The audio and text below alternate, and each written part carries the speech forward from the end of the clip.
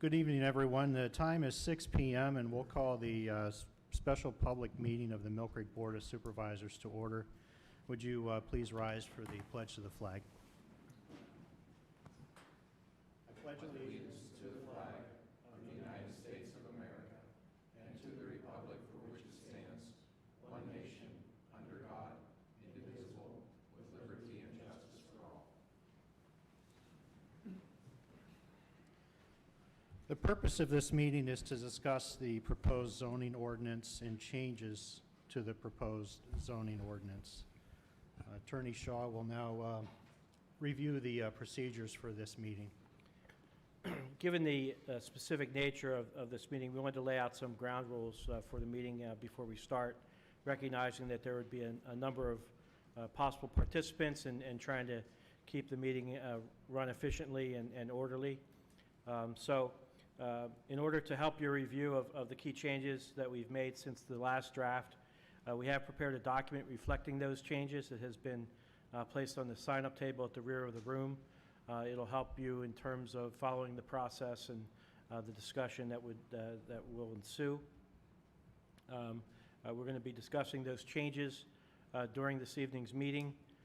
Please note that these changes were made as a result of the comments received up and through the supervisor meeting.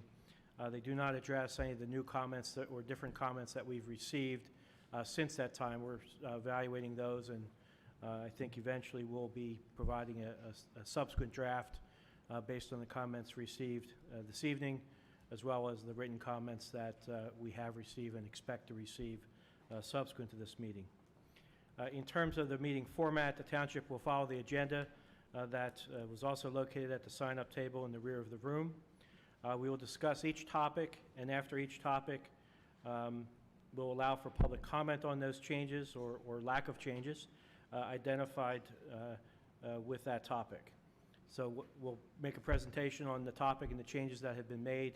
We'll then take comments on that, and then once those are finished, we'll move on to the next process.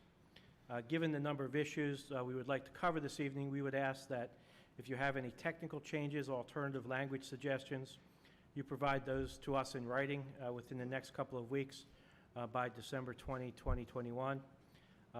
Because of the number of topics that we need to cover, we ask that you keep your comments to 3 minutes for each commenter. We would also ask that you not repeat comments made by others. We're not here this evening to debate topics, but simply to explain the changes that we've made and to receive comments on those changes.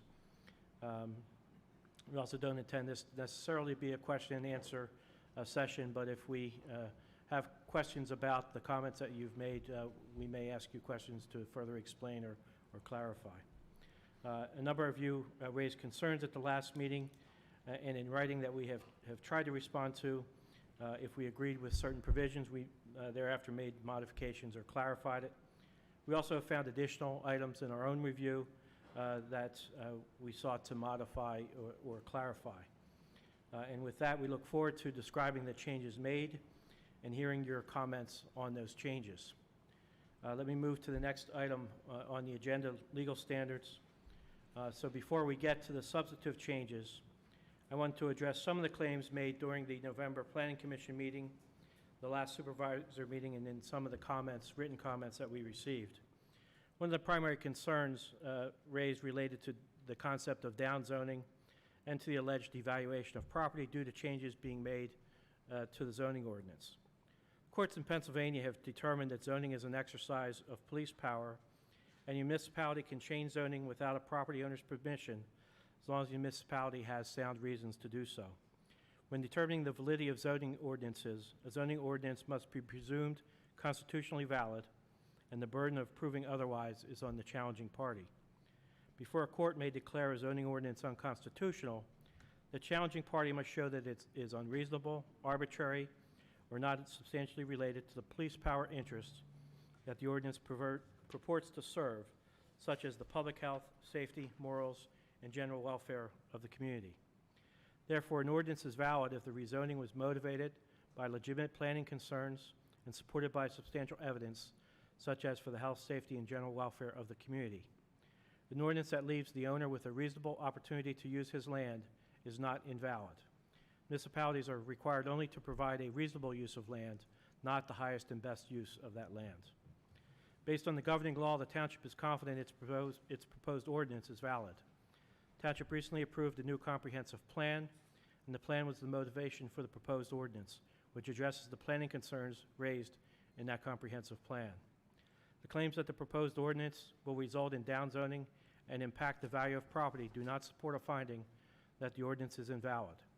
There remain a significant number of uses of the property where the retail business establishment use was removed, including but not limited to business uses, personal service uses, and we've modified the shopping center use to specifically allow for the use of a retail business establishment. In fact, in MU2, there are 34 different uses that are permitted. After the proposed ordinance is adopted, the property owners in MU2 will continue to have a reasonable opportunity to use their land. In conjunction with the retail business establishment use issue that has been raised, there have been a number of comments based on the number of nonconformities being created. A wholesale change in the character of a neighborhood is a legislative function. Rezoning is a legislative act which rests with the governing body. It has never been the rule that a zoning ordinance must permit each owner to make the maximum use of their property. Further, the owner of a property does not have a vested right in any particular use of the property that he has not yet engaged in. While we believe that the number of nonconformities created has been overstated, we also have proposed amendments to the nonconformity rules that will lessen the impact of any nonconformity upon a property.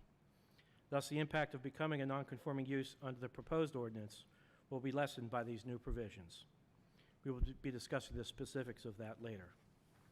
So at this point, we would turn it over to Matt Waldinger, Director of Planning and Development, to walk you through each of the topics on our agenda. Thank you. Thank you, Mr. Shaw. Good evening, everyone. Thank you all for attending. We appreciate you coming out and sharing your perspective and your interest in the township and the new zoning process that we're going through. I'd like to start on the agenda, number 6, the discussion of retail in the mixed-use 2 district. I know that was a big topic of contention during the Planning Commission meeting. And so we'd like to start off with that and what we've done to try and address and try and alleviate some of the concerns that were expressed. As you know, the comprehensive plan has been the guide for what we're trying to do here, and the comprehensive plan has indicated that there's a severe glut of retail space in the township, over and above even the national average. The issues with COVID have only gone further to exacerbate closed businesses and closed retail. So the township's trying to concentrate those and to try and encourage redevelopment in existing areas rather than encouraging the sprawl and the continuation of development further out. So what we've done to address the retail and the MU2 issue is we've modified the definition of shopping center to allow retail business establishments, and we've added both shopping center neighborhood and shopping center community to the MU2 district.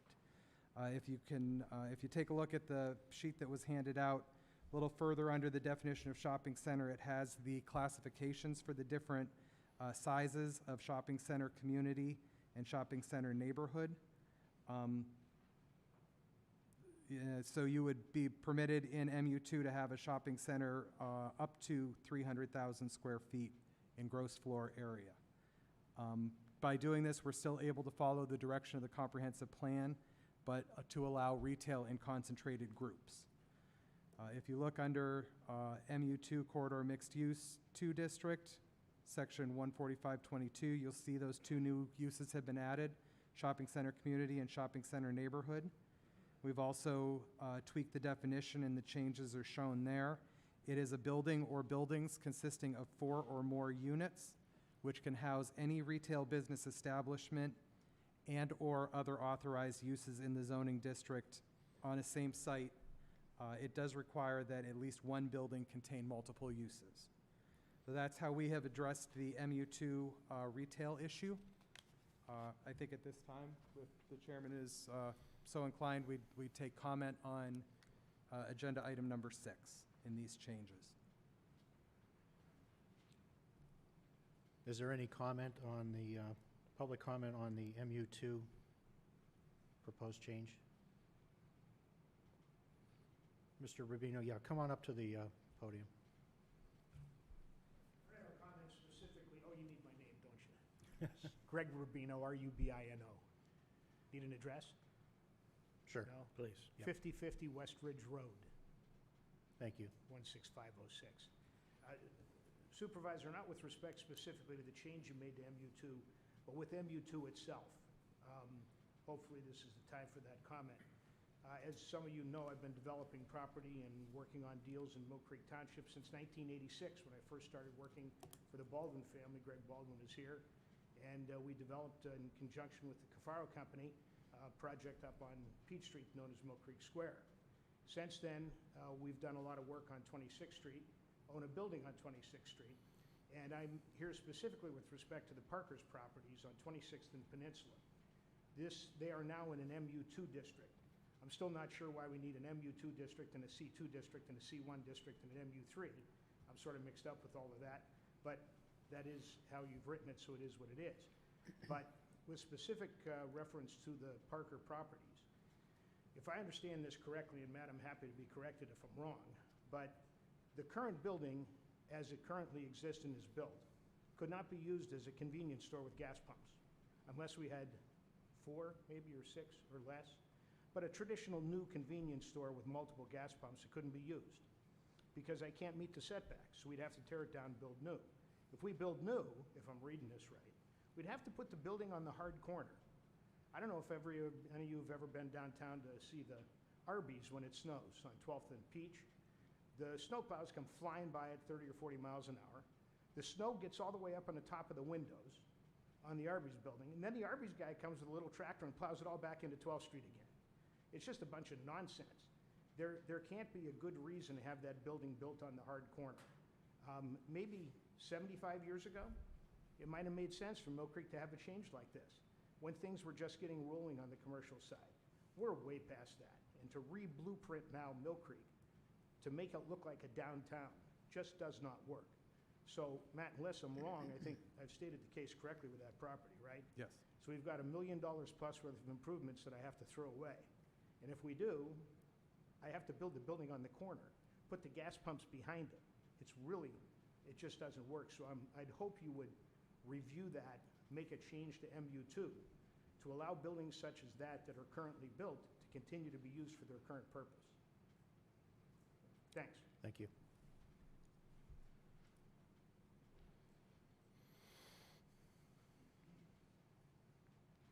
Good evening. Michael Agresti, 300 State Street, Suite 300, Erie 16507. I'm speaking today on behalf of Renaud Peck Real Estate Development, as well as Tim and Sandra Burkmeyer. I had submitted a letter with specific requests for the properties that they own. I'm addressing the MU2 at this time, even though my specific request is that their particular properties not be placed in MU2, but be reclassified. But in the event that request were not met, then the MU2 provisions that you have here do affect those properties. We appreciate the inclusion of shopping centers. We think that makes a lot of sense, and we do appreciate, just in general, your all's willingness to listen and make changes. Still having trouble understanding why we can't have a retail establishment that's just one building, one use. Just as an example, the Renaud Peck property up on Zimmery, which I understand is a separate agenda item, but I won't repeat myself when we get to that agenda item.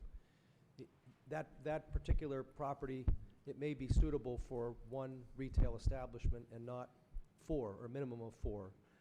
So I'm having a hard time understanding how the one retail establishment in an MU2 would offend the comprehensive plan's desire to avoid sprawl. If there's a need for retail, if there's demand for it, that should be the indicator in our view, is that the market is telling us that there should be one retail establishment there. It may very well turn out that it makes more sense to do 4 together in a shopping center, but we don't want to necessarily be restricted, particularly in that location, or in the case of the Burkmeyers, currently C2, scheduled to go to MU2. if you look at across the street, there are a lot of single-purpose buildings. You know, one's very large, the Sportsman's Outlet, that's too big for what the Berkmeyers have, but there could be a similar retail establishment that doesn't want or need to be in a multiple tenant building. And given the character of that overall commercial area, we just feel that MU2 should also include retail establishments. Thank you. Thank you. Anyone else wish to speak on the MU2? Good evening, Gregory Baldwin, 2540 Village Common Drive. A couple of these issues that I have are actually in the notes, the written notes that I provided earlier, so I'm not going to touch on those necessarily. But first and foremost, thank you for taking into consideration our comments that we provided you previously. A significant number of our comments were taken into consideration, and the modifications were made in the new black line draft of December 1, so we appreciate that. With respect to the MU2 district, and we at Baldwin Brothers, as I said before to some of you, we have 228 properties through our affiliates within this township. So these are very significant issues to us. And I'm speaking not just for properties that we actually own today, but for future development generally in the township. We don't really happen to own that much in the MU2 districts. However, these issues remain significant. So for example, on West 26th Street, the vast majority of those parcels are very small, other than potentially the former Kmart parcel. Eliminating retail business establishment is really going to limit development and redevelopment of these smaller parcels that are really set up for smaller type uses. Secondarily, I understand the approach of trying to incorporate retail uses into the shopping center definition, which clearly makes sense. The limitation on 4 units is sort of antiquated at this point, when a lot of little shopping centers are 2-tenant buildings or 3-tenant buildings. So I think that really needs to be considered as well. So generally, the character of our community in some of these areas, whether it's MU2 on West 26th Street or other areas as well where we're proposing changes, the properties themselves just simply are not set up and haven't been developed in a way that would really allow for a 300 square foot shopping center. And frankly, I don't know if it's really necessary to go to the extent of adding a 300,000 square foot shopping center on West 26th Street between Peninsula Drive and, or Peninsula and Asbury. It's really not even practical. The properties aren't the right size. So realistically, the smaller retail business establishment or retail establishment is really more appropriate for that area. Lastly, I would just say, consider in the Niagara Village area, Interchange Road, there's already an office business park there, Niagara Village. So it only makes sense that if the township wants to see consistent development that has some continuity, that we would add office business parks in that particular area. Thank you. Mr. Baldwin, just a quick question.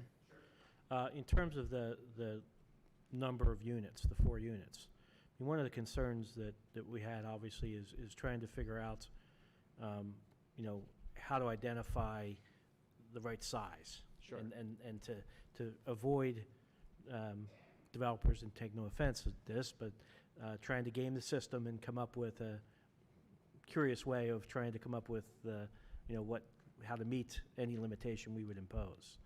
And I guess I would just suggest or request that, you know, think about that and what type of concept, you know, from a developer's perspective would, you know, help with that concept. Because I believe the township is concerned about, you know, the proliferation of kind of the single building retail, and particularly along 26th Street, where you know, as you indicated, the lots are small, and I think there's a concern that the size of those lots, which generally are kind of service businesses for the most part, as you go down 26th Street, you know, how to, you know, those aren't necessarily good retail locations either, but that doesn't necessarily stop people from trying to do it.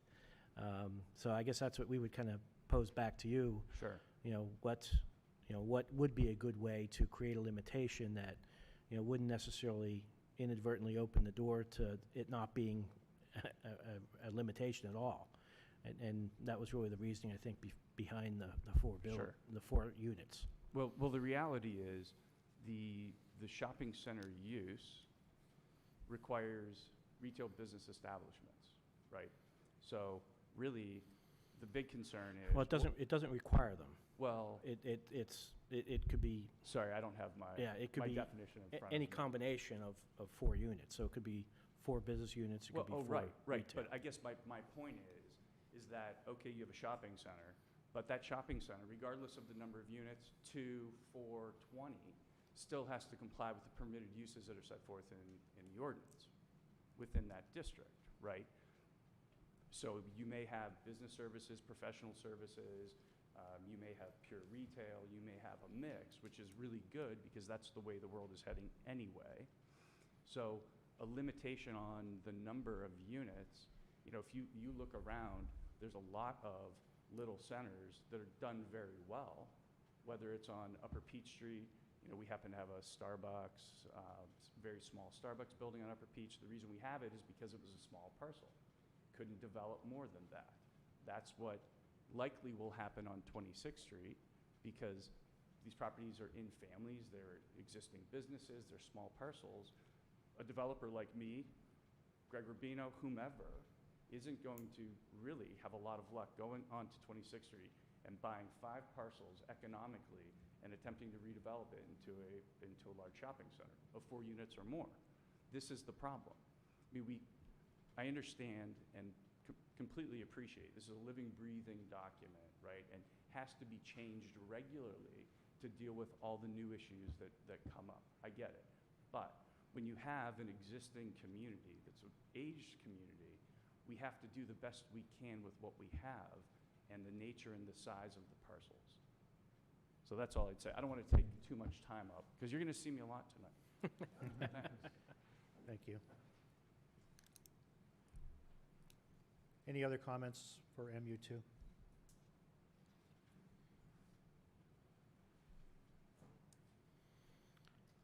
Good evening. David Steiger, representing Millcreek Realty Associates, the former Kmart Plaza on West 26th Street.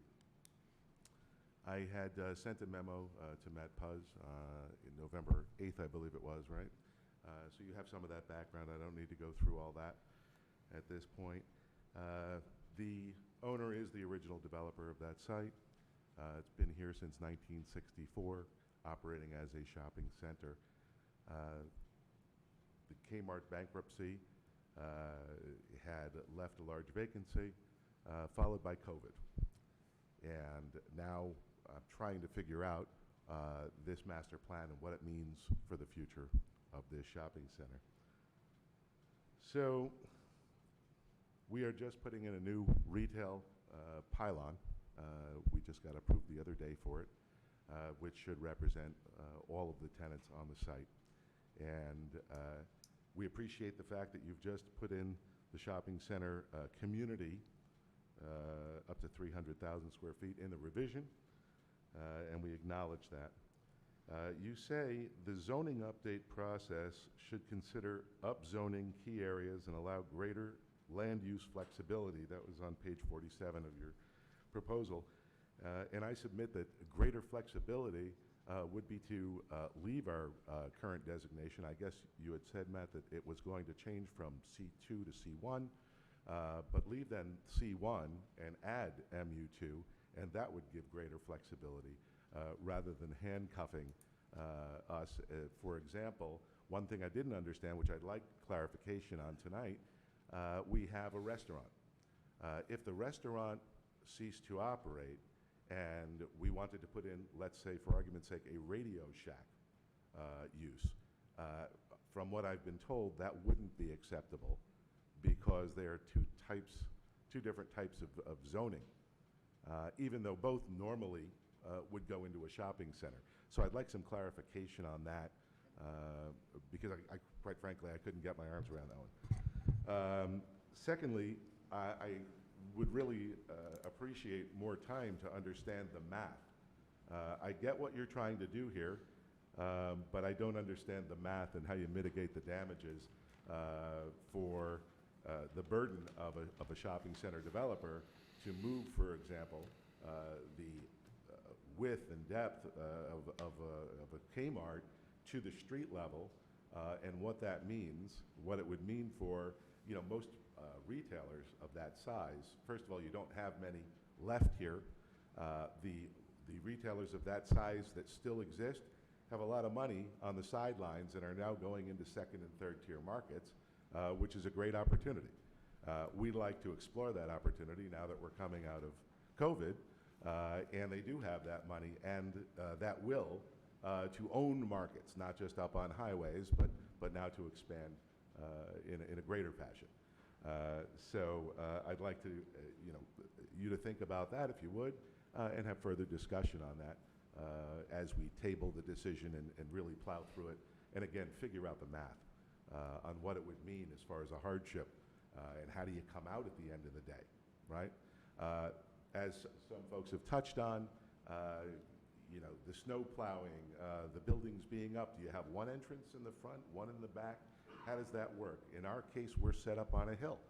So is the parking up on the hill and people walk down in the back, and where's the loading? I mean, a lot of these things have to be hashed out. They wouldn't make sense to the retailers themselves, although on the face of it, for what you're trying to create, I get it, I see the picture, I just don't know that it's practical that it would work in this case on this site. If you have any questions, I'm happy to. Matt, do you want to clarify? Oh, yes, this yes. point? When during that discussion back in November, at that time, we had not addressed the retail business establishment being in the shopping centers. What I was talking about was a restaurant would be classified as an eating and drinking establishment. Radio Shack's a retail business establishment. They're two separate uses. At that time when we had the discussion, retail business establishment was in its own separate use. That's already addressed, so that's actually not an issue anymore. Oh, it's not an issue anymore? Correct. Okay, that's great. Thank you. Mm-hmm. And just a quick question, where you talked about the buildings being moved out to the street. Are you referring to the comprehensive plan, the illustrations? Yes, sir. From there, okay. That was a concept for the potential development on that corner, but the current MU2 requirements don't require you to build out at the street. Okay, that was my understanding when we originally spoke after reading that document during our discussion. So that's no longer a requirement. We are requiring you to move the buildings closer to the front, but not all the way up to the right-of-way line. We would like most of the parking to be behind, but you're not required to bring it up to the street as that illustration shows. Well, as far as the reuse of the building itself, that shouldn't be an issue at this point, correct? That would be correct. Okay, so we could, even though, so if next year or 2 years from now, I am able to manage a lease with a large big box retailer, that will not be prohibited for that building. Correct. Okay. Thank you. No more questions at this time. Thanks. Thank you.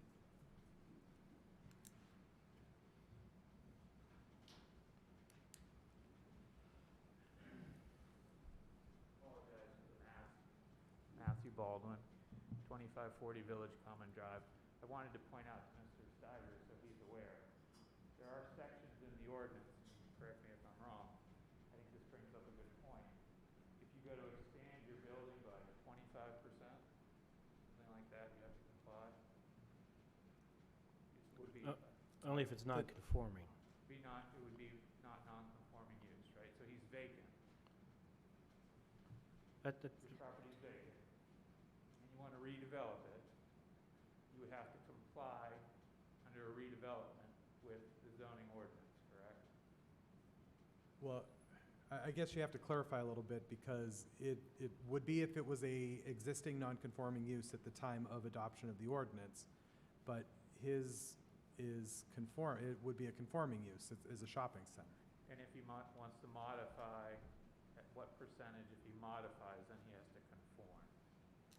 It's 25% modification, is that correct? If he's looking to make He it, wants to expand the footprint. no, but if he's looking to install or use a conforming use, he wouldn't have to do anything. He can just put his conforming use in. If he needs to expand, he obviously has to comply with the development requirements, but zoning doesn't preclude that. Now, if he would want to engage in a use that would be non-conforming, he'd frankly, I think, have to go to the zoning hearing board to get a variance. Okay. I just want to make sure that everybody's aware, some of the development requirements, as Matt had indicated, talk about where parking has to be. And there's requirements in the ordinance that say 40% of the parking can be between the building and the street, only 40%. 60% of the parking has to be behind and to the side of the building. We think that's burdensome. And not to include landscaping requirements, et cetera. We think it's detrimental. So I just want to make sure that they're clear of when those items apply, because those hurt us. We're having a tough time bringing people to this community as it is, bringing tenants in as it is, and moving those buildings toward the street, making 40% of the parking at the front and all the parking at the back and the rear, means multiple entrances, means lack of visibility in the landscaping you're going to have to put in. You can't see the building anymore, and you know what that does to tenants, right? They're not going to want to use it. That's even more detrimental. Just want to make sure that you understand the development requirements that are actually in the zoning ordinance, not in the SALDO, and their effects on that. Light poles can only be 25 feet tall. How many light poles are in your parking lot? You'd have to triple it to do a 25-foot tall light pole, right? Those things are all going to add to cost and be detrimental to what we're trying to do and redevelop, and that hurts our community. So those are a few items.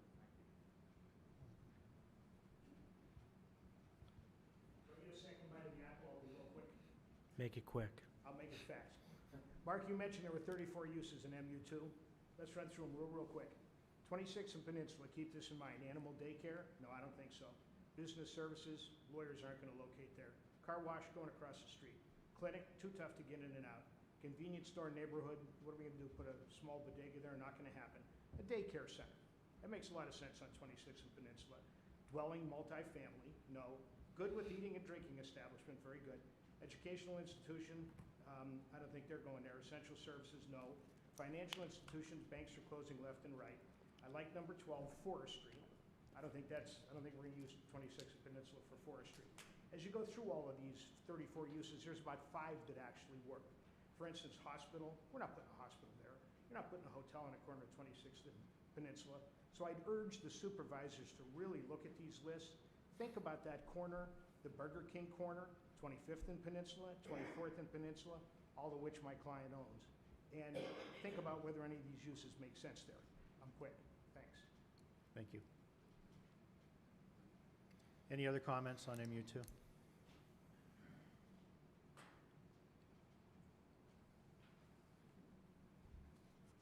Darrell Torella, 5050 West Ridge Road.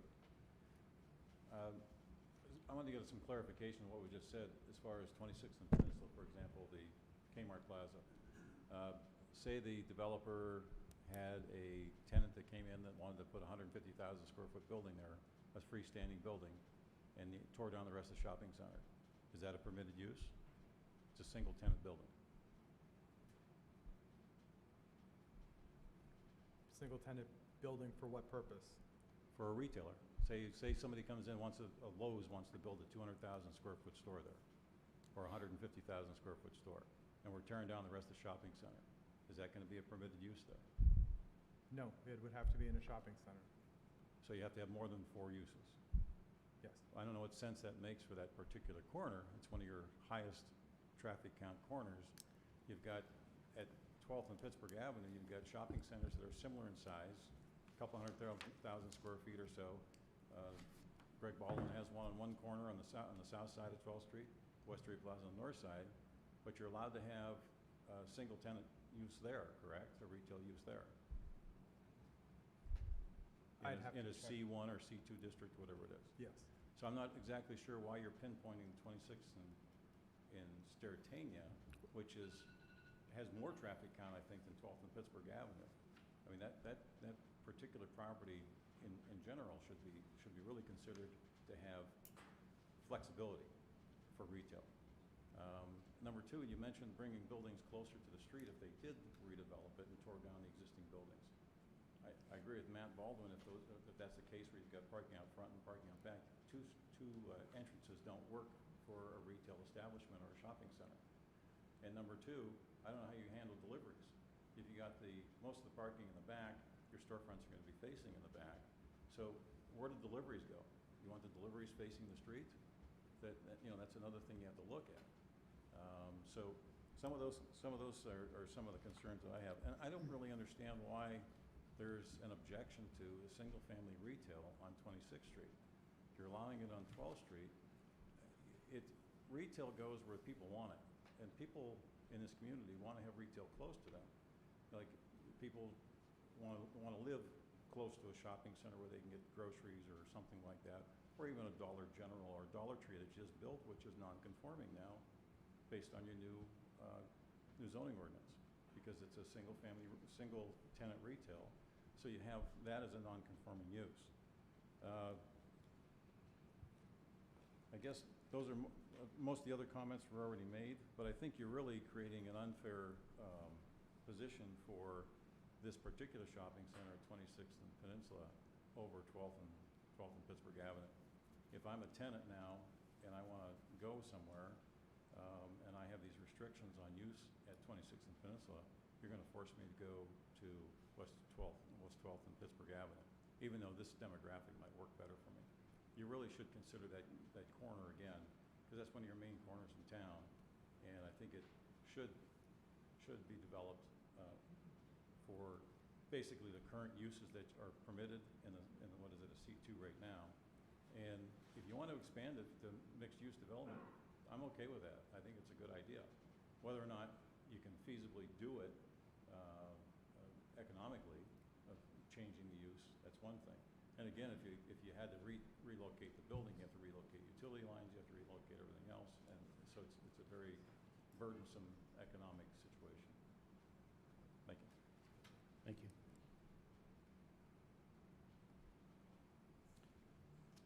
Any other comments on MU2?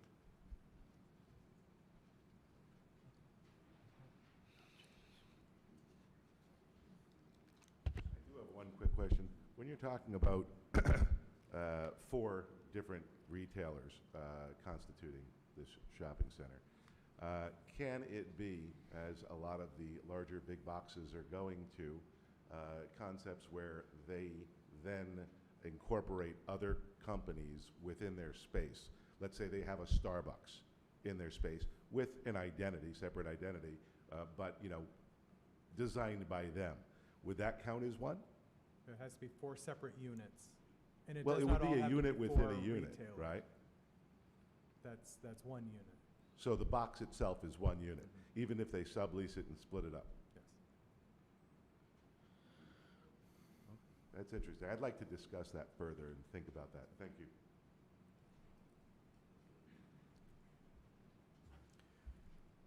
Any other comments on MU2?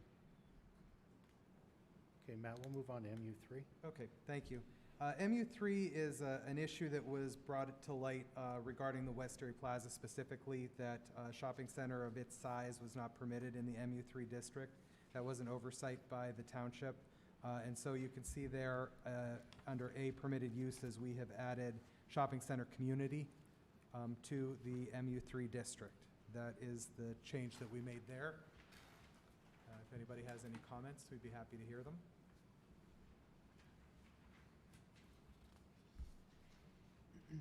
Very briefly, made comment in our notes recently as well, but car wash is an excluded use currently, not a permitted use. Niagara Car Wash is near the corner of Asbury and 12th Street. Again, our concern is that it's going to create many, many non-conforming uses and/or structures if they're not permitted uses. And it's a fine use. I mean, most people in this room probably actually have gone to a Niagara Car Wash. It's fine use, not near residential houses.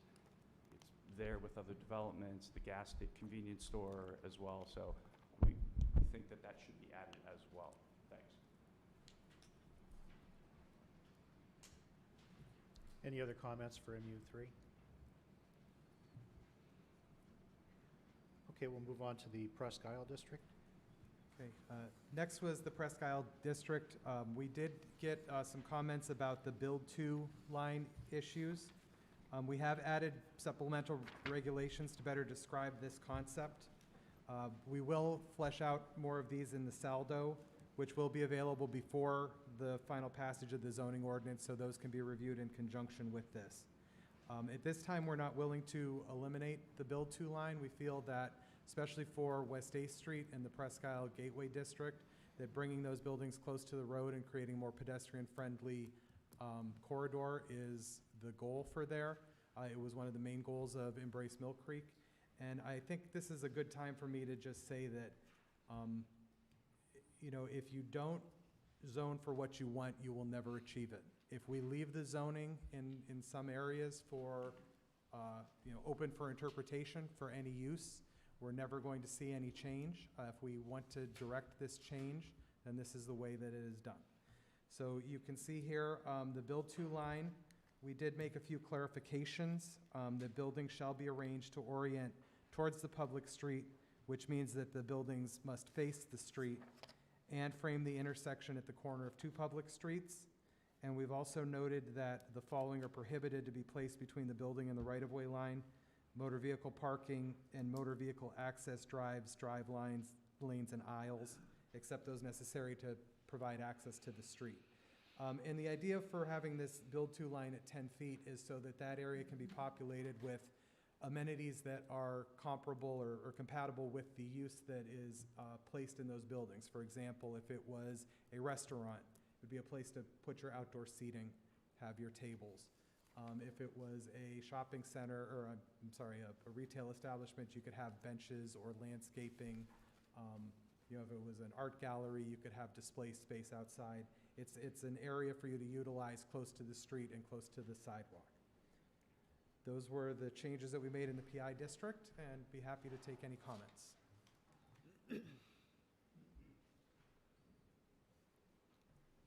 Gregory Baldwin. So I don't know if you want me to say my name every time I come up for some particular record, but Just saying your name's fine for the record. Gregory Baldwin, thank you. So as you know from our comments, we have some very significant issues with the Presque Isle District. When Attorney Shaw first started his discussion today, talked about the police power of the municipality, which is all absolutely true. The new ordinance is legislative. It's within your legislative powers. However, I think in this particular case that maybe, just maybe, this is an area that I think would be able to be challenged, particularly because it's literally the creation of non-conforming uses and/or structures primarily because of the dimensional issue within the entire district. Not only that, the district, if you think about it and look at it, it's Presque Isle State Park, government-owned land, Waldemere Park, a cemetery, a Millcreek Township school. There are very few parcels here that are actually being affected by this, and all of the ones that are privately owned are going to be non-conforming structures, as well as the Millcreek Township School District building, which will also be a non-conforming structure. So that's just kind of an interesting twist with respect to this district. The Build 2 line, and Matt, I totally understand that if you don't zone for the way you want to see things happen someday, then they might never happen. However, in a mature market, in a mature corridor, when you start doing something like this, what you're doing, setting a Build 2 line, creating parking behind buildings, attempting to do this when there isn't a single building in that district that is actually set up this way and has been developed this way. Not to mention the properties are very shallow, very difficult to even put the parking behind the properties. What you're simply doing is incentivizing us to reuse existing buildings for the rest of our lives and our children's lives. I promise you, the Joe Roots that we just bought will never change. So the question is that our goal?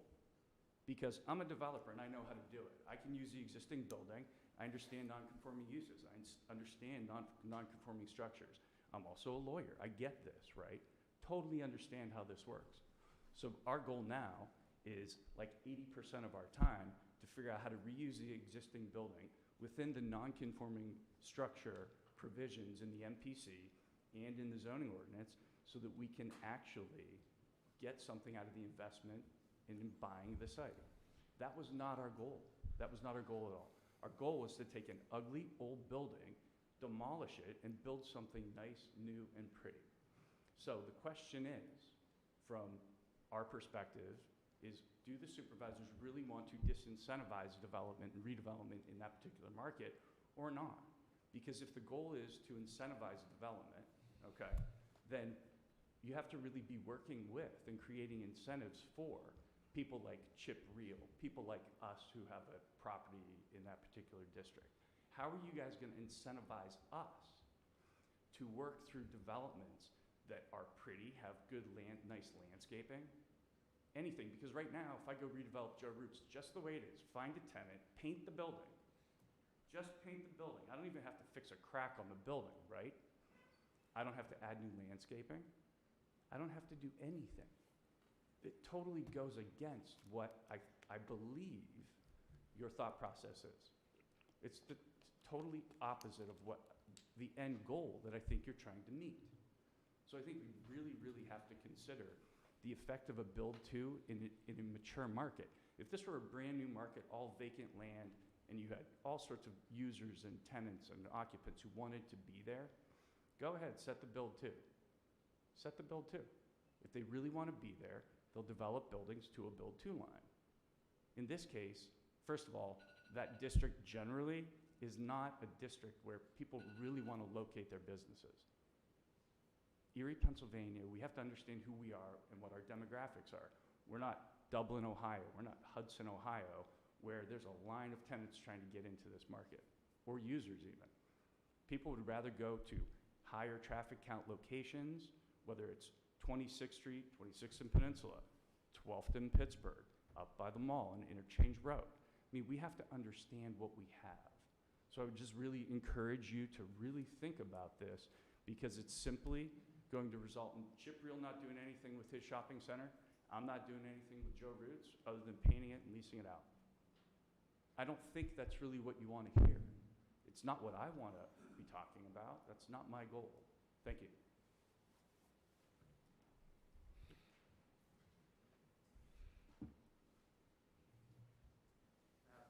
Baldwin Brothers. As you can tell, we look at different items.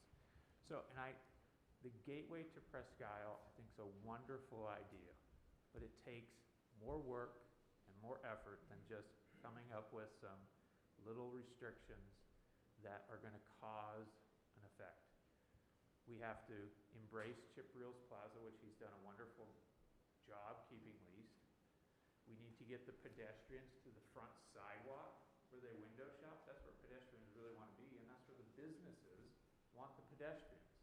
Because if those businesses are not successful, they will leave. So the concept of trying to embrace one of our most unique features, Presque, needs to be developed further.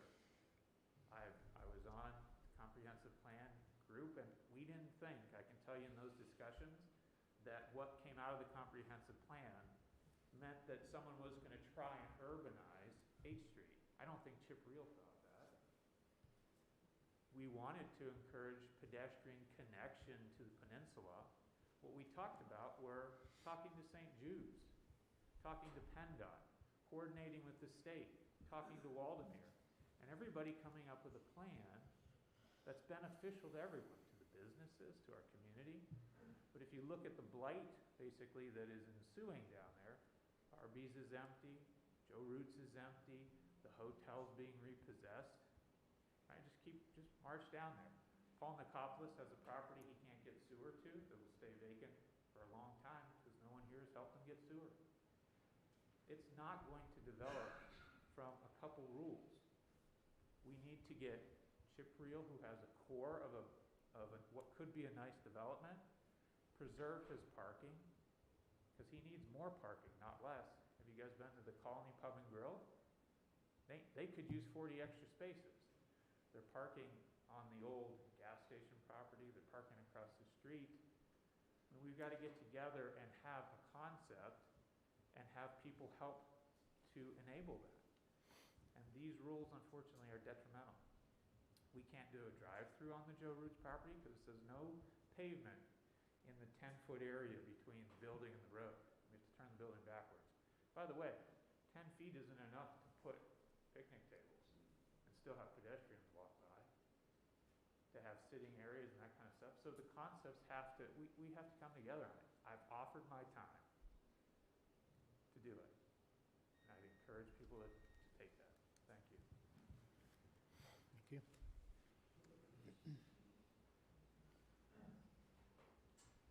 Gregory Rubino. I'd like the supervisors to think about this setback line 2 in the MU3, aside from the MU2 that I commented on earlier. Mr. Baldwin and Mr. Cafaro both here. I'll bet you between the two of them they have hundreds, many hundreds of tenants.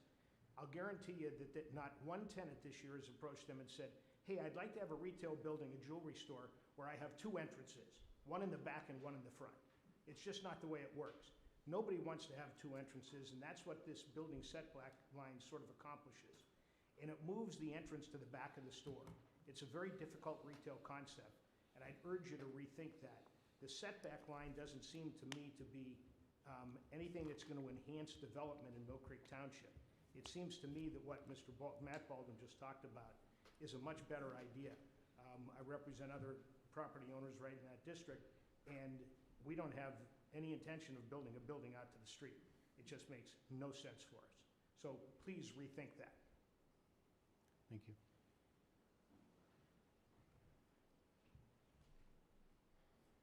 Good evening. I'm Chip Reel. My name's been used, so I figured I'd talk. 2580 West 8th Street. I too think that the build online is a mistake. If the goal is to create an area that has the aesthetics that you're looking for, let's assume, and I'll use the Colony Plaza as my example, let's assume it wasn't there, that was vacant land. So we're now going to build on it. We're going to build a building a block and a half or 2 blocks long, 10 feet from the road. Essentially what you've done is you've created a road that's looking at the back of all of those buildings. They're not allowed to park in front of that. They're not allowed to park on the roadside of the building. They can only park on the back side or the side of the building.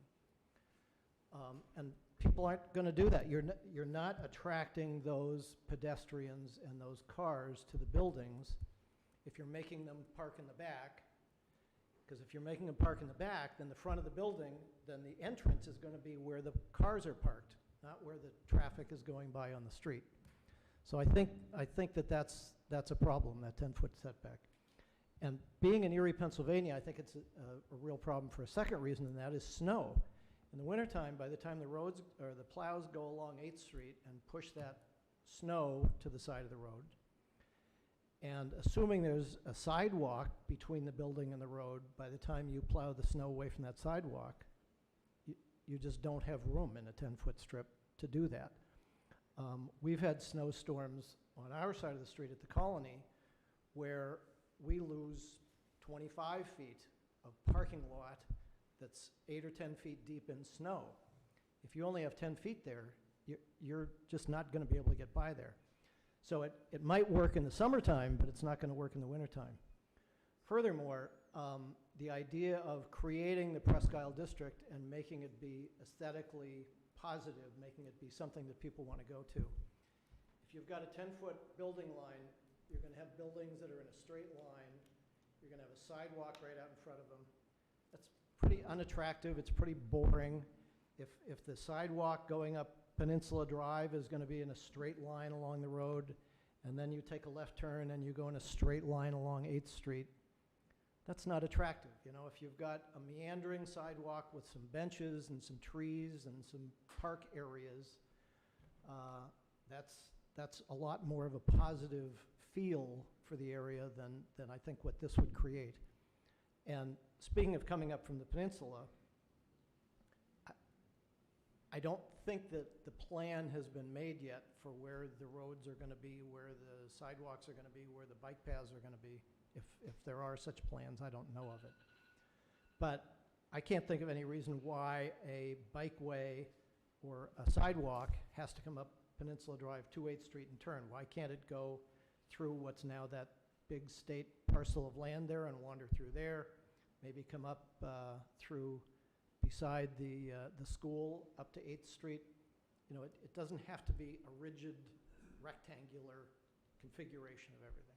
So I just think that the 10-foot, I understand wanting buildings to be at least 10 foot from the street, but I don't understand requiring them to be exactly 10 foot from the street. Thank you. Thank you.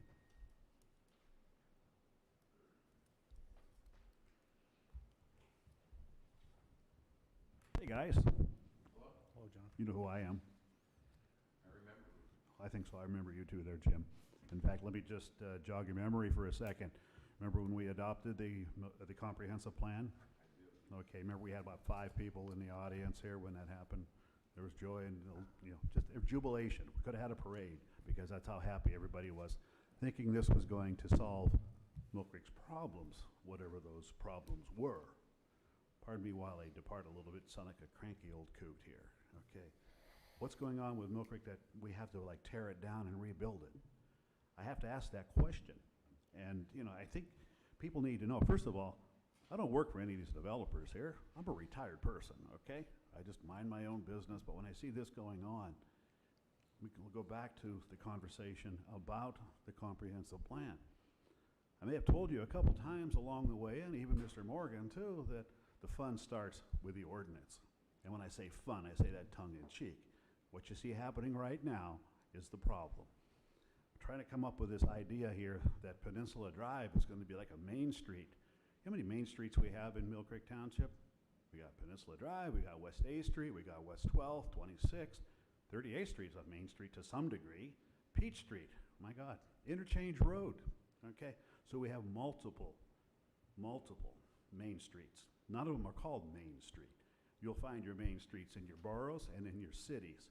This design concept that they're coming up with for down here on Peninsula Drive for basically one parcel of property is crazy. I asked the question, how complicated do we want to make this? This is really complicated to develop pretty much one piece of property. Why? I just can't figure that one out there. By the way, just in case you didn't know, I also am an instructor of zoning and planning courses for the Pennsylvania Boroughs Association. I've been doing that 21 years. I do know what I'm talking about with this right here. These developers having a hard time. This right here, it's like, what happened to the good old days? But that's pretty much a question. What's happened to the good old days? And, you know, I'm going to ask you guys to do away with this right here. This requirement, especially down there, is going to be detrimental to Peninsula Drive, West A Street, wherever this is going to be applied. It's crazy. Don't do it. That's going to implore you, don't do it. Leave it alone. Keep the standards that are down there right now. It's kind of like if you had somebody needed braces on their teeth and they only put a brace on one tooth. The rest of them are crooked, okay? That's kind of like that. I'm not even sure that's the right way of explaining it there. Just leave it alone there. That's all I'm going to ask you to do. That's my opinion, not working for the developers, okay? Thanks.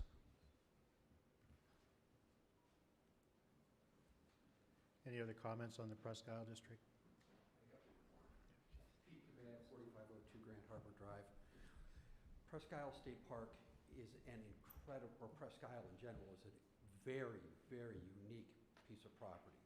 And Millcreek is sitting in front of it. I would have to agree with what everybody is saying here. You're making it too hard to develop.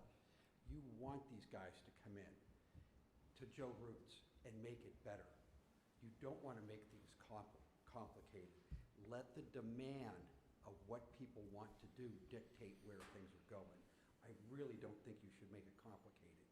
And to go one step further, when we're sitting in the Planning Commission and we're shooting for looking at this and you're saying, we'll give you 3 months. I'm looking at what everybody's saying here. You can't figure this out in 6 months and make it a winner. We need to take some time and look at it, especially with the Presque area, but really the whole rezoning, and relook at it again, because you're making things too hard to develop. That's my opinion. Thank you.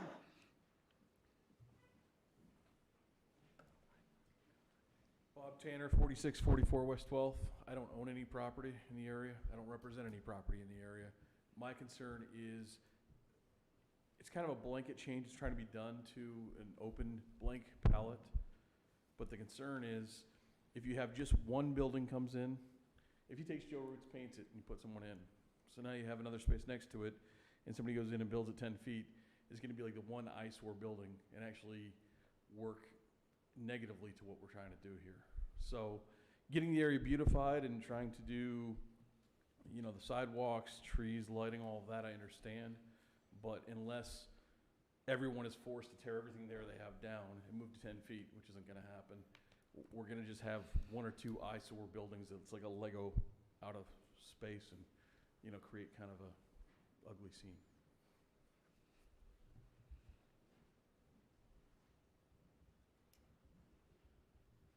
Anyone else? Okay, we'll move on to item 9, lot coverage. Thank you. Hopefully, this is a relatively simple one. Lot coverage, there were some concerns raised concerning the minimum lot coverage percentages having to include the parking areas. The township has never calculated parking as part of the total lot coverage. It's always been the building area solely. We realized that maybe that isn't as clear, so we wanted to just clarify that in the language.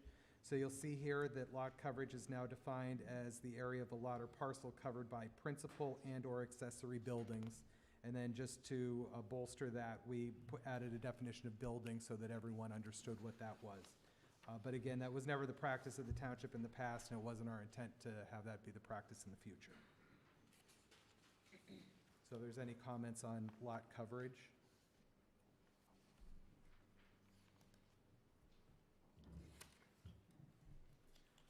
Okay, move on to item 10, Edinboro Road zoning. Okay, Edinburgh Road zoning, there were also concerns raised regarding the lack of retail in the MU2 and the request to change the area to a commercial district that allows retail. The township does feel that multi-use is the best fit for this area and provide maximum flexibility. The changes made to MU2 to allow retail business establishment and shopping center will hopefully alleviate many concerns about the retail being allowed and development of the property for a small shopping center that includes retail. Take any comments?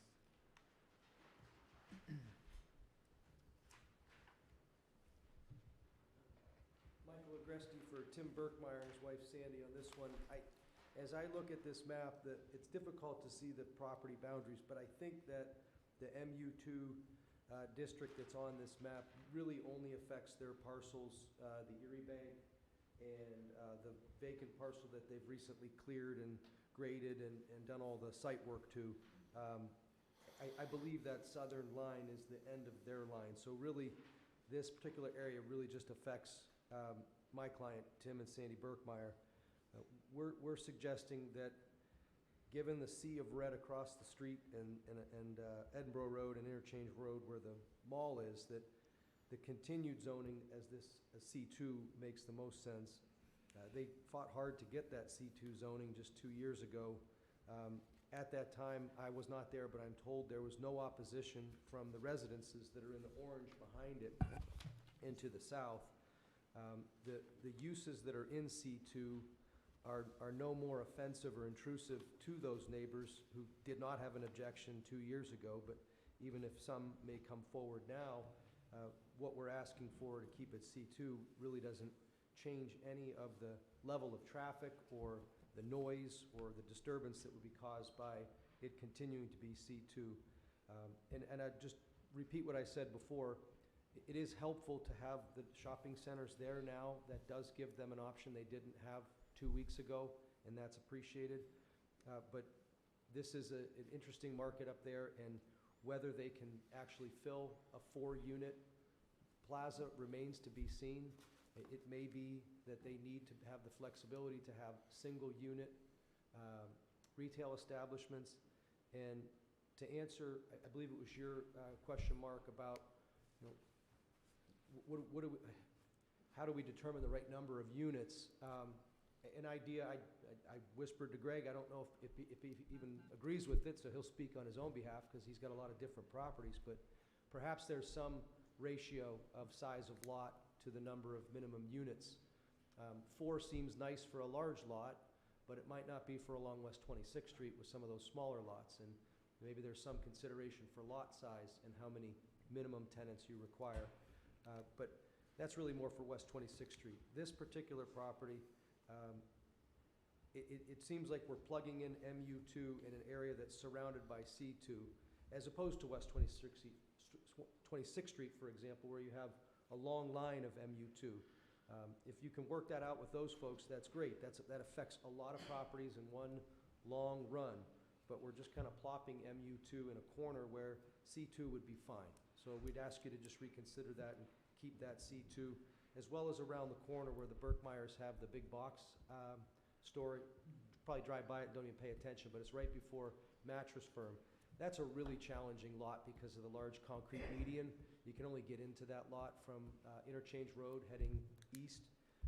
To further limit those uses makes it even tougher to find a use for that. I can tell you that the Berkmeyers would rather not use it for their big box. It's basically a big advertisement for their business. There's not a lot of traffic going in and out of there renting storage units, but that's the best use they're able to make of it right now. So keeping that area C2 also makes sense. You'd have C2 on each side of the street, and that always seems to make sense. Thank you. Attorney Agresti, that's currently it's C1, right, under the proposed change? Or proposed ordinance? Which one, the big box store Yeah. on Interchange? My understanding that's currently C2 along Interchange Road. I mean, it's proposed to be a C1, It is correct? proposed to be a C1, yes. You should be aware that there's actually more uses allowed under C1 than C2. So you may want to look at that. Okay, thank you.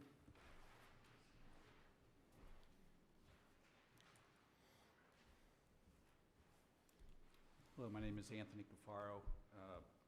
Yes, mall address 5800 Peach Street, representing Millcreek Mall. Thank you for putting this together today and for allowing me to comment. Mr. Shaw mentioned C1 is actually more expansive than C2. Millcreek Mall sits in the C2 district where it's proposed to be. And, you know, when we look at Millcreek Mall, it has been arguably the focus of commercial activity within the township since its inception over 40 years ago. Contracting the permitted uses is not going to help us. Since COVID and even prior to that, our industry is being besieged by e-commerce and every other type of competition. We need to have greater use and the most expansive uses possible, whether it is in the future. I mean, we're appreciative of the fact that you've now recognized businesses like Round One and our Jump Park, Trampoline Park are now going to be conforming or won't be non-conforming uses any longer. The industry is moving towards other things besides traditional retail. Traditional retail and the amount of retail that we have, 1 million square feet under one roof, just is not going to be sustainable. Now, when the comprehensive plan first came out, I kind of chuckled because it had ideas that maybe the mall wouldn't exist anymore. Well, we're going to be here for a while, and we want to be able to reinvest. But the more roadblocks that are put up, the greater challenges there will be. The township was very responsive when very quickly we came and said, hey, this Sears building needs to be redeveloped. We have a one-shot opportunity to do a deal with Boscov's. They opened one store that year. They've opened one store every year since then. Because we were able to move quickly, it enabled us to do this. But not all businesses are as understanding as a local or a privately owned business like Boscov's opened one store. Most often, when a business that we interact with sees a potential roadblock, they move on to the next site. They don't have to be in Millcreek, Erie, Pennsylvania. It's a great place for us to do business, but it's a difficult sell. I want to point out one other thing. C2, if I understand this correctly, does not permit shopping centers less than 50,000 square feet. So what happens if we want to have a separate parcel, for example, where the Starbucks is located? That wouldn't be permissible? I'll defer to the zoning officer. The C2 district does permit retail business establishments as a standalone use.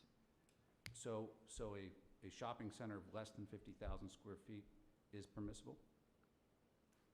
I guess maybe I'm misunderstanding. You can, if you have a retail business establishment under 50,000 square feet, it would not be considered a shopping center, just be considered a retail business establishment. Even if it's multiple occupants within that building? Correct. Oh, okay. Yes. Okay, thank you for that. Unless it meets the definition of a shopping center, and in which case it would be classified as a shopping center. I mean, and by that I mean if you have 4 or more tenants, then it would be a shopping center, but if it's retail space. So if I have 4 tenants in a building under 50,000 square feet, it would qualify Okay. as a shopping center, and it wouldn't be permitted, which is the case with that building I'm referencing. I'm trying to think. I think there's a disconnect here. A shopping center can comprise more than one building. So Right, the but definition if I of have a separate parcel, so what oftentimes occurs if, for example, I have the parcels that are in front of, adjacent to David's Bridal, and we were to have a separate parcel of property developed for whoever, maybe we sell it, or maybe it's a different partnership, and it were 15,000 square feet and consists of 5 tenants, that wouldn't be permitted. So if you look at the definition of shopping center, it's a building or buildings consisting of 4 or more units housing any retail business establishment and/or authorized uses in the district, which is located, district in which it is located, that is planned, owned, and managed as a total entity with on-site parking, loading areas separated from customer access, unified design. So the mall is a shopping center. Mm-hmm. Even if it's a owned by a planned separate entity? development. Shopping centers shall include at least, yes, shopping centers may be developed at one time or in phases by different owners. Okay. Shopping centers shall be, and then goes on to categorize them. So yes. Thank you.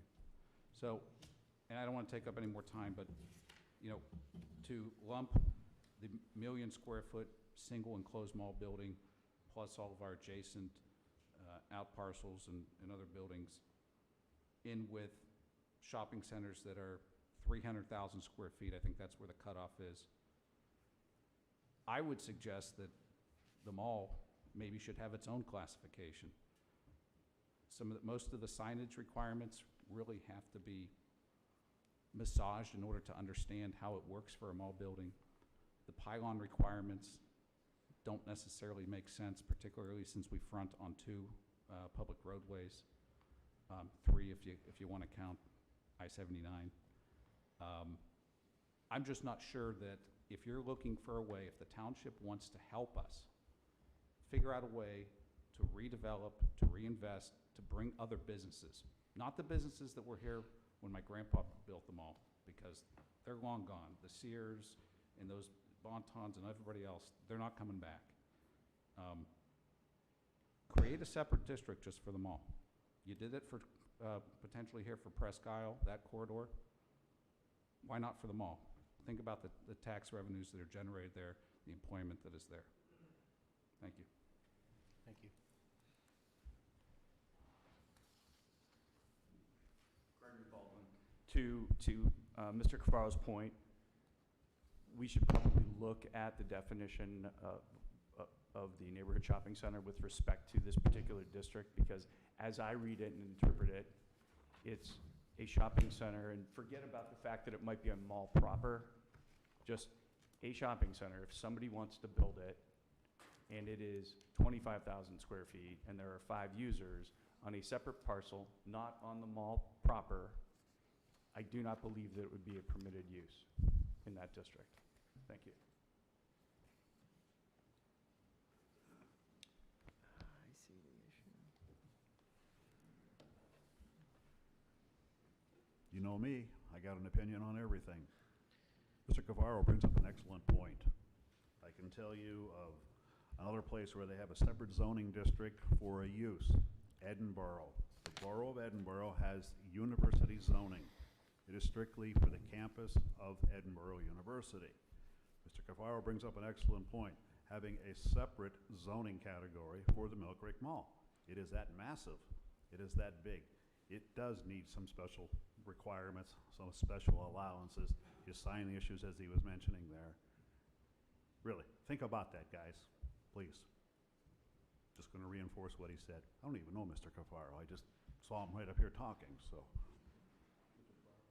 I used to work here one time. Thanks. Thank you. Any other comments on Edinboro Road? Okay, we'll move on to Bell Valley. Yes, there were some concerns raised about the Bell Valley zoning, in particular an area along Route 8 and Norcross Road being marked as residential, given the existence of some businesses in that area. The area in question is dominated by a federally designated flood zone, which makes much of it unbuildable. We feel that smaller single-family homes are a better fit in the small upland areas that remain than to have it zoned for businesses, which probably could not fit in that area. So the Bell Valley residential zoning remained.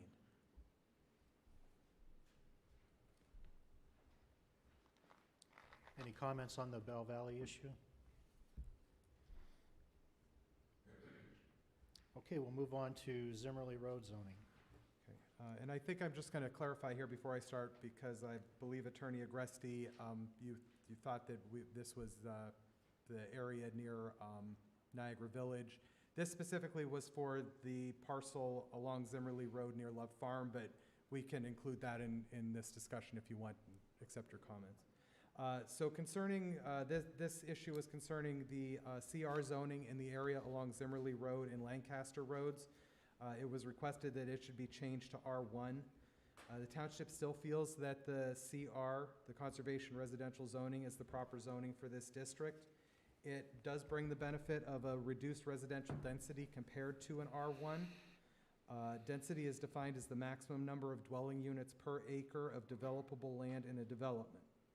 The CR density is 2.5 dwelling units per acre, and the density permitted in the R1 district is 4.25 units per acre. As a demonstration of the impact of density on these districts, if you use a hypothetical 10-acre parcel, the maximum dwelling units in the Conservation Residential District that could be on a 10-acre parcel is 25. In the R1 district, it would be 43. Yes, it is true that the CR district will allow the potential for a multifamily development, but that development would only come with a significant portion of the developable land being designated for conservation easement, never to be developed. So for those reasons, the township feels that CR is the appropriate district for this parcel.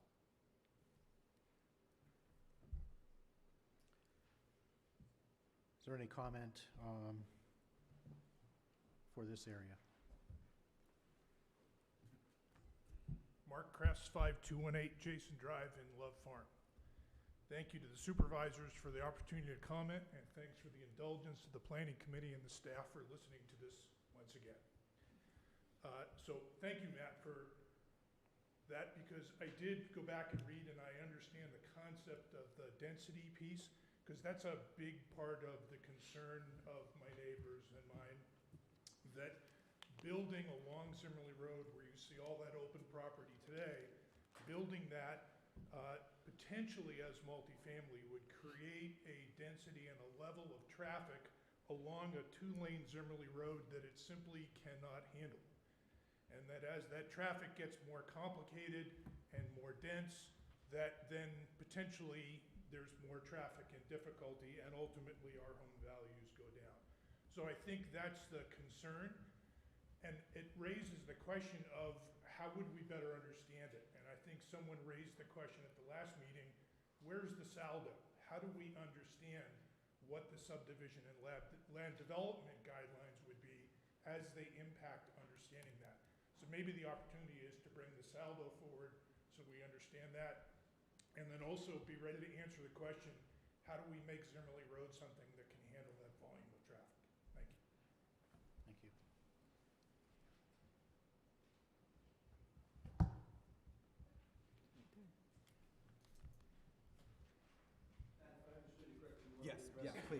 So the Renaud Peck property, it's called Zimmery Road, sometimes it's called Interchange Road other times, but you all know it's the one that's, if you come off of 79 going south and you're heading west, you cross over Walnut Creek, and it's the very first parcel of land that's been recently cleared and graded and ready for development. We submit that the best designation for that would be C3 Interstate. You already have one C3 Interstate on your new map. It's up, it's in dark red over at the State Street Perry Highway exit. The interstate location, the fact that it's a major thoroughfare, not only for people heading out of town or people coming into town, it's also a corridor that's used heavily by local residents. It's the easy way to get from the city and parts north to the commercial areas of the Millcreek Mall. And the C3 designation seems to fit best for that, given its location basically next to an exit off of an interstate. And we'd also ask, as we said in our letter, to expand. You've added 4 permitted uses in your most recent revision. We've asked for 7 additional uses: business services, clinic, financial services, multi-establishment center, neighborhood shopping center, personal services, and professional services. We submit that those would all be good uses for that area.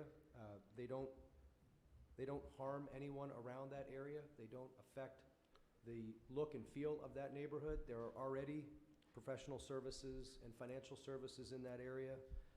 There are business services within, a stone's throw. So adding those would be within keeping of the comprehensive plan, and it would be beneficial to the people who either are locals that are coming and going. That particular area is unique because you have Zook Road. That's a way for many of your residents to get to the shopping areas around the mall.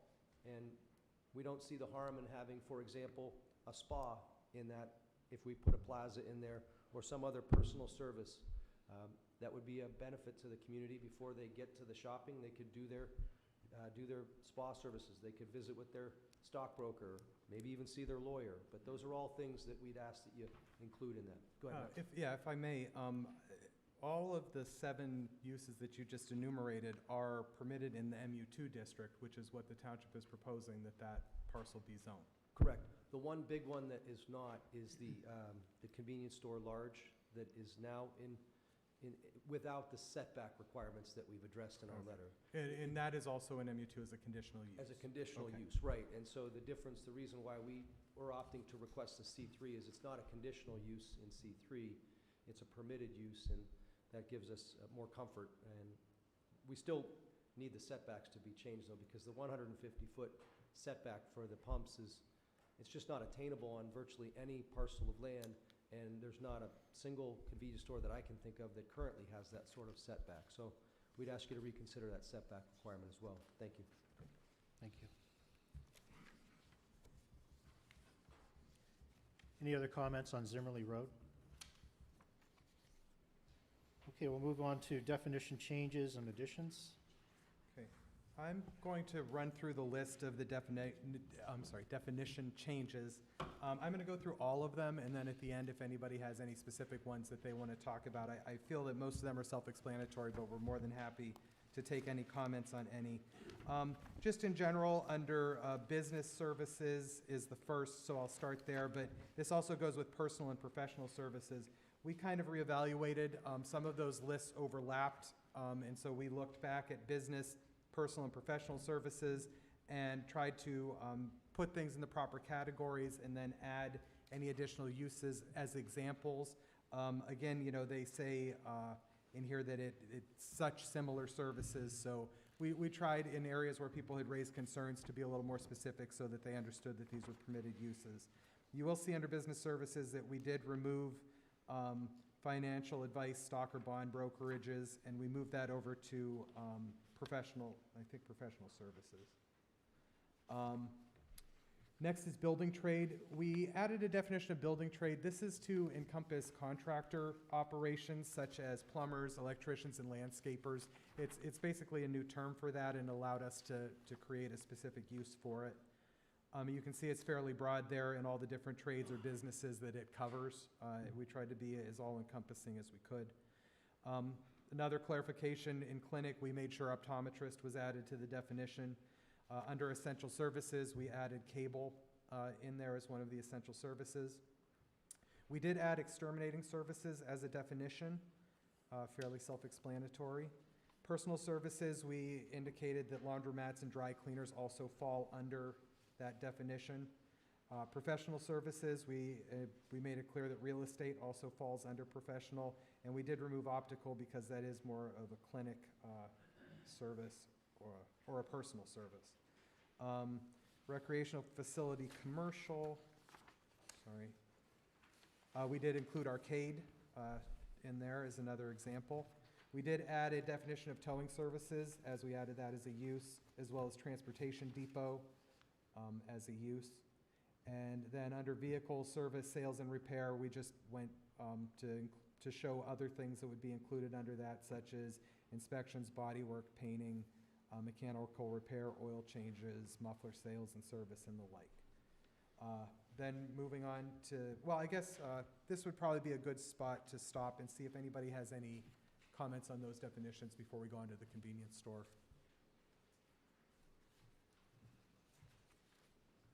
Sorry, just very quickly, Greg Baldwin. I'm not going to mention the other definitional issues that I had previously. However, I would encourage the board to really look at vehicle sales, rental, service, and repair.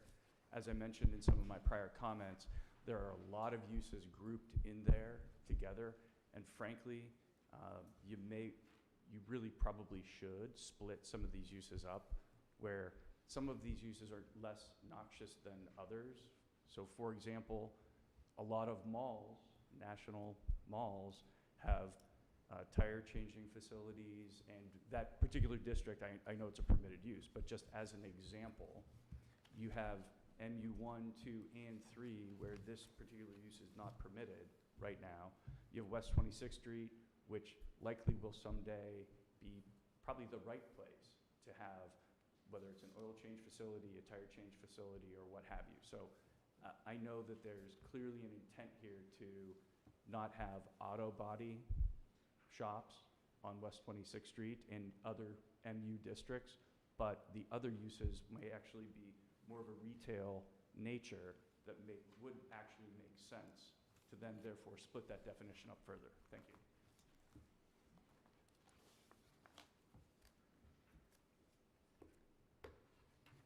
Okay, any other comments before I move on? Under definition for convenience store, we did make a few changes here. We did increase the maximum size of a convenience store large to 10,000 square feet. Other than that, we made just we added some additional language, noted that goods would be for sale. We added including but not limited to food products, household items. That was in response to comments just to make sure that the traditional use of a convenience store would still be permitted under the ordinance. I know convenience stores have been a topic, so if we've got comments on that, please. I'm Paul Rankin. I'm with Country Fair. I think I'm probably one of the few non-developers here, but I'm involved in the operation of convenience stores. In this category is of specific interest to me in that many things are changing the convenience store market and have during the last 10 years. So I've given an area here looking at the number of SKUs, the products, the services, how it's been affected by the PA allowing for liquor regulations to be included in a store. And I would hope that these here, I also have some issues on window and signage. I've given what I think are more up-to-date that reflect the convenience stores in Millcreek. I know some of these might have been taken from national definitions that were provided a number of years ago, but we operate in a totally different environment here in Pennsylvania than you'd operate in Orlando, Florida, or Denver, Colorado. And so you have to define what a convenience store is here and how it's shaped by the laws and legislation. So I made 8 copies. I'm not sure how to go about this. I've also addressed some other issues. This has my comments along with listings of what they have, definitions that we would propose for both signage issues and that, and I would love to provide that. If you wouldn't mind giving them to the secretary or Ms. Capro so that she can distribute them. Thank you. I think there's detailed comments and responses on all those issues. Thank you very much. Any other comments on convenience store before I move on? Oh, sorry. I'm leaving all my papers Oh, up there here. we go. Thanks, people in the audience for helping me there.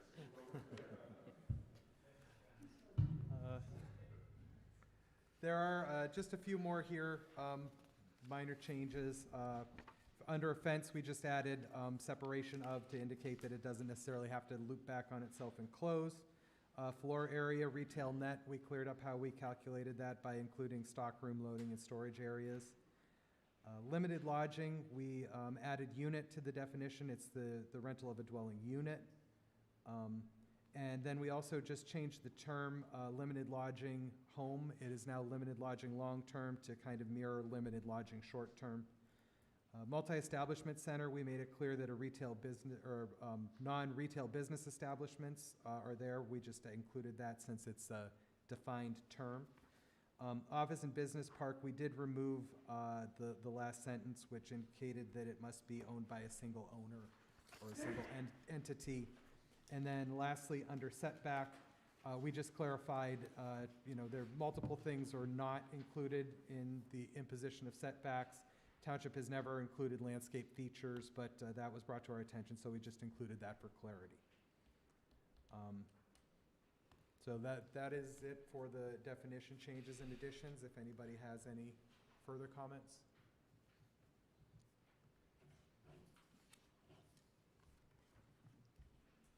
Matthew Baldwin, 2540 Village Common Drive.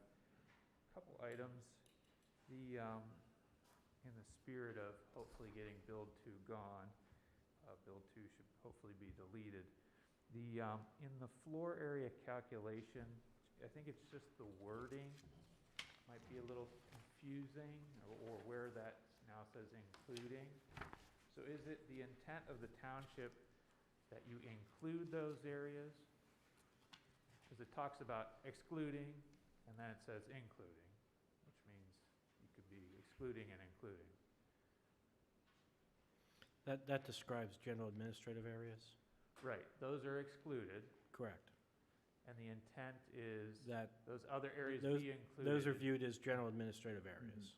So should those maybe be moved up in the definition? I just ask that you consider that, just how it's worded, since it is confusing. In the setback, you do talk about landscape features being included, but I think it would behoove us to say if retaining walls are considered a landscape feature or not. That was the comment we had made prior. I wouldn't want a neighbor to say, well, that's not a landscape feature, that's a structural item or something like that. Is it in the intent that retaining walls would be able to be within the setback? Yes, it is that intent. I Great. believe we may have addressed that later in one of the changes. It does say in a later change, they actually say retaining walls, but here it doesn't. Okay. So I think it would behoove us to make sure that's clear. The shopping center definition, I think, could just use some general work.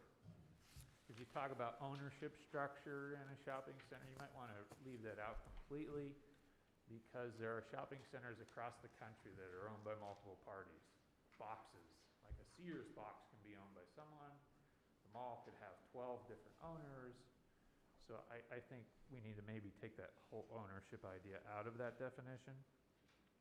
The one thing that I still don't understand clearly is, where does a 2 or 3 unit building fit in the definitions? Like a 2-unit retail building. What is that? I have a Starbucks and I have a nail salon. What's that building called? The Starbucks is an eating and drinking establishment, and what was the other, a nail salon is a personal service. So is that, it's not a shopping center. What is it? It's a multi-unit building? I still don't, it's unclear to me what that is. Or a 3-unit building. So I don't know if that has. I don't know that we'll have an answer for you here Right, at the but meeting. I think we're missing that piece. Okay. And we've got to figure that out. The other item is monument signs. I have a bunch of comments on monument signs. Within the definition, you referred to I would suggest, with respect to monument signs, submit something to us in writing. Okay. Monument signs were not something we were going to address on the agenda. It had not been an issue that was raised before, so, and that tends to be a kind of a detail-specific type Sure. issue, so. It's just in the definition, it specifically says that monument signs can't be more than 4 feet tall. And then later, it talks about monument signs being 8 feet tall. And just for everybody's edification, we have 3 feet of snow. So if it's 4 feet tall, you're only going to see a foot of it. Or the 2 feet of bushes that are around it, you only leave 2 feet left. I think you had made that comment previously, and if I recall correctly, I'm not sure you were reading the ordinance correctly, but we'll take a look at that. Okay, thank you. The other item was, just for some reason in the definition of monument sign, it said it was only brick and masonry. You can have them, I've seen some beautiful ones out of aluminum. So I'd just like to not have restrictions that way. Thank you.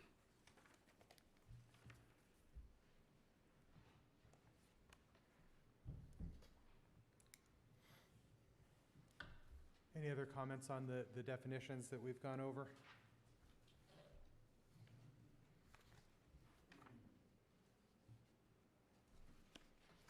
Okay, I'll move on to item 14, R1 setback changes. We did make a change to the dimensional standards, the minimum front setback in R1 residential districts. Previously, it was a range, 25 to 35 feet when it faces a collector or higher classification. We've changed that, and it's just a single lower minimum setback, the 25 foot.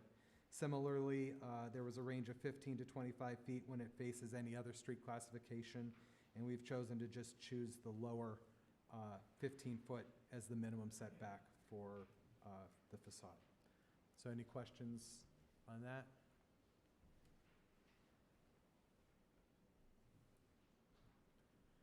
Okay, I'll move on to number 15, zoning district use additions. We did reevaluate the districts and add specific uses based on comments that we received.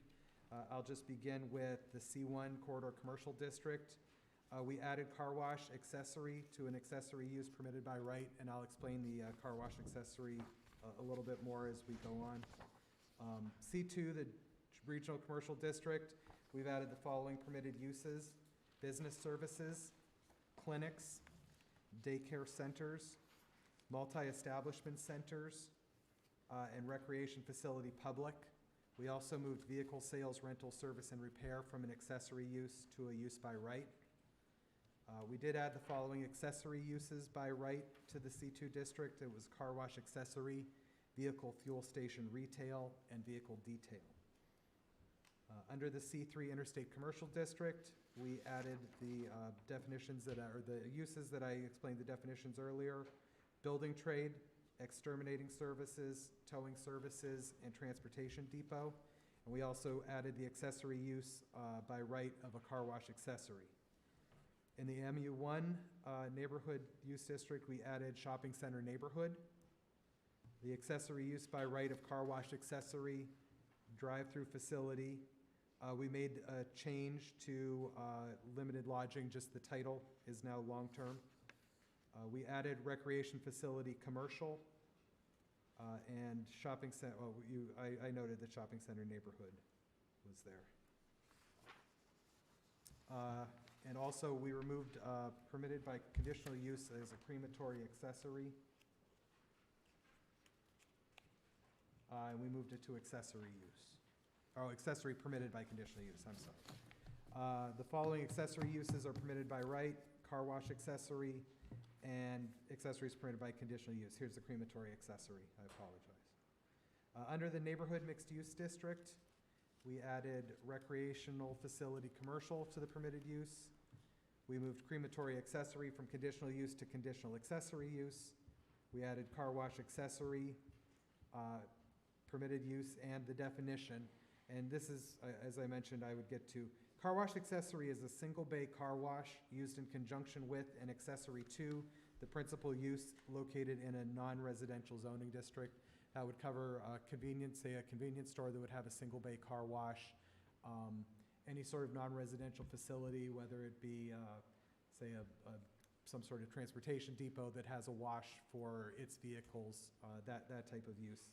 That's what a car wash accessory is. In the Presque Gateway District, as we mentioned earlier, we have added clinic as a use. We clarified that mixed-use occupancy, residential, commercial, the residential dwelling must consist of single-family dwellings attached or multifamily dwellings. And we also added shopping center neighborhood. Then in the light industrial, as well as the heavy I2 heavy industrial district, we made the same changes. We added the 4 uses I mentioned: building trades, exterminating services, towing services, and transportation depot. And both of them also got the car wash accessory use. Those are the changes to the zoning district uses. Again, any comments?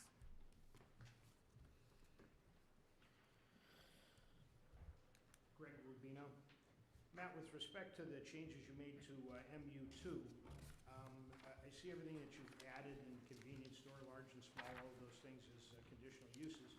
And I saw that you added shopping center community and shopping center neighborhood, yet I still can't have, at 26th and Peninsula, a single tenant retail. I can have a shopping center, I can have an industrial use, but I can't have a single tenant retail? That's correct. Is there an explanation for that, why you'd want to keep that from being there? If I can have a shopping center with multiple retailers, why can't I have one retailer? It's completely nonsensical to me. I don't know what I'm missing, but is there a reason you're trying to restrict that?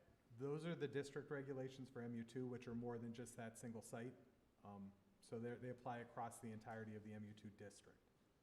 Right, so I think somebody else referenced it, a lot of these smaller properties on 26th Street, where there may be a home that is certainly not good for residential anymore, but it's ripe for a retail use, selling balloons, florists, whatever it may be. The township actually intends to restrict that from retail? That's your intent? Mr. Rubino? Or it's an oversight? Mr. Rubino, I mean, the ordinance, proposed ordinance at this point says what it says. And right now, single retail use is not allowed in MU2. We're not going to get into debates. You've made your point. Thank you. Okay, I guess I just wanted to make sure that was intentional. Thank you.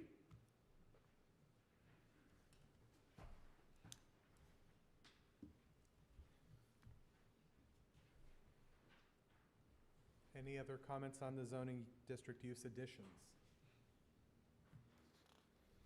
Okay, if you'll permit me, under 16 general regulation issues, I'm going to cover all 3 of them and then accept comments on any of the 3, if you don't mind. First is change to corner lots, how corner lots are treated. There were concerns about the setback regulations for corner lots. And the minimum setback, we actually set an alternate minimum setback that in some cases was more than the minimum setback for the entire district. So we've changed corner lots, general requirements. In all zoning districts where a lot abuts public streets on more than one side, the actual minimum front yard setback as per the regulations of the zoning district will govern. So there is no longer an alternate. But in almost all cases, the new minimum front yard setback is lower than the existing setbacks that we have today. Second, B, it was a little confusing. It was a way that we calculate the difference, or how you figure out the setbacks for the side and rear yards on a corner lot. The original language was the language that we have in the code now, which we kind of all understood how it's calculated.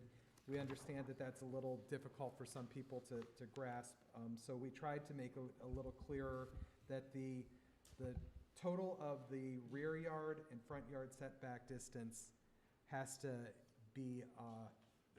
total the same. You can divide it between the 2, but at no time may the side yard be less than the minimum. So as long as you hold that minimum side yard, you can divide the rest between the side and the rear yard on a corner lot. Next is accessory structures, location. We changed that just so that an accessory structure must meet all applicable setbacks in all zoning districts, except for the residential zoning district, in which it can be located a minimum of 2 feet from the boundary line, as long as it's more than 10 feet from the principal structure. And then secondly, as an oversight, we did not have a maximum height for accessory buildings in the residential and mixed-use zoning districts. So we have established that now, and that height is 20 feet, which is an increase from the 16 feet that we currently have in our ordinance. And then lastly, under buffer yards, landscaping and screening, we made it clear that the buffer area C along the right-of-way does not apply in the Presque district because of the build to line and the buildings that would, or the structures that would be in place there. And then we just made some clarifications to the definitions, including what is and is not considered a structure in the buffer area. And this is the point where the language was added that retaining walls, retention systems, landscape materials, sidewalks, those type of things are not included and counted as being in the buffer area. We've also included lighting. Light poles are now permitted to be in the buffer area. And then lastly, if you go to C, I'm sorry, there are two more. C on that page, we changed the required size of a tree from 3.5 inches to a 2-inch caliper at 7 feet, and a height of 7 feet. And then we indicated that 75% of the ground cover shall be grass. 75% of the ground cover shall be grass within the landscape area along the public road. That was in response to a comment that we had previously had 100%, and if people wanted to have landscaping around their trees or bushes, the 100 technically wouldn't permit it. And then lastly, under parking lot standards, we made one change for a planting island in a parking lot. We previously had a dimensional requirement of 17 feet by 12 feet, and we changed that to just a 200 square foot area. That would be to allow for irregular shaped end caps, the so-called pork chops or triangular shaped planting areas. So those were the changes that we made to the general regulations, the corner lots, accessory structures, and buffer yard setbacks. Does anybody have any comments on those changes?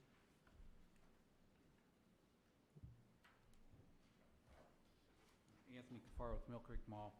Just a general question on the general regulations. There's a provision of limiting the height of parking lot poles to 25 feet. Yeah, I guess I should clarify here. I did have this later to discuss. There are a few items that we received input on, lighting and lighting standards, not just pole height, but foot candles and some different things.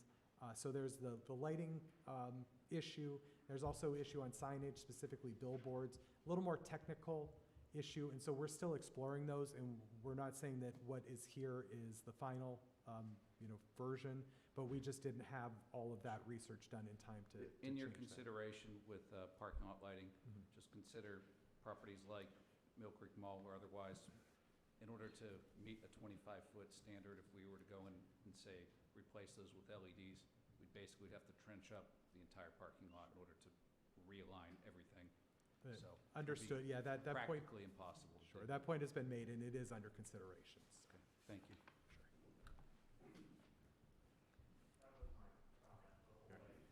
Yeah.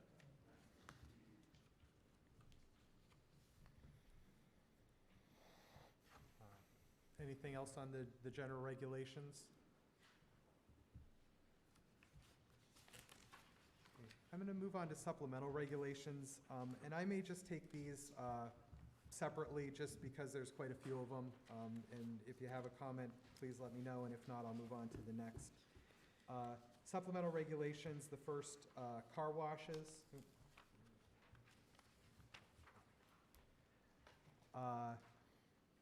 Just stating that they, first is that they do not apply to a car wash accessory. This was the only place that a accessory car wash was described in the ordinance, and we chose to make it an actual use and place it in the use table, and so this is what this references under A.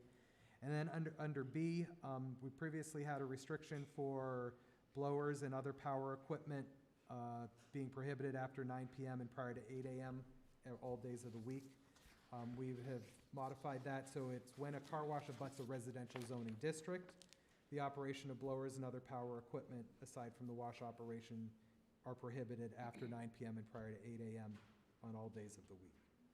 So that's the change there. Anybody Want to make a comment on the car wash? Gregory Baldwin. Matt, just for clarification, so when the ordinance passes, this is kind of an interesting one, whether it's an existing one, car washes are non-conforming uses or not, with a particular regulation like this. And Attorney Shaw, please chime in if you feel it necessary, but existing car washes, in your minds, will they be required then, if they are adjacent to residential properties, to, as soon as this is adopted, to then shut off their blowers at that time? Yes. Okay. The other thing to recognize is we did make a clarification that the blowers, to the extent the blowers are part of the washing process, sure, that's not covered. Right. There was language in here that Right. suggested it might be, and we pulled that So out. I just wanted to make sure I understood that non-conforming use issue, right? Because these are already existing car washes out there Right. with vacuums, by the way, that aren't really designed or set up to be shut off. So it's going to be a complication for sure. And I don't know if you've gotten that commentary yet from other car washes, but the Niagara Car Wash folks, my relatives, are very concerned about that, because what does that actually mean? Do they have to go buy brand new vacuums or not? And so the current system that you have, you wouldn't be able to shut it off you can't at a shut them certain off. time. They're because just there, and it's people just want like to a use them, they vending use them. machine, right? Yeah. You put quarters Okay. in it and it turns on.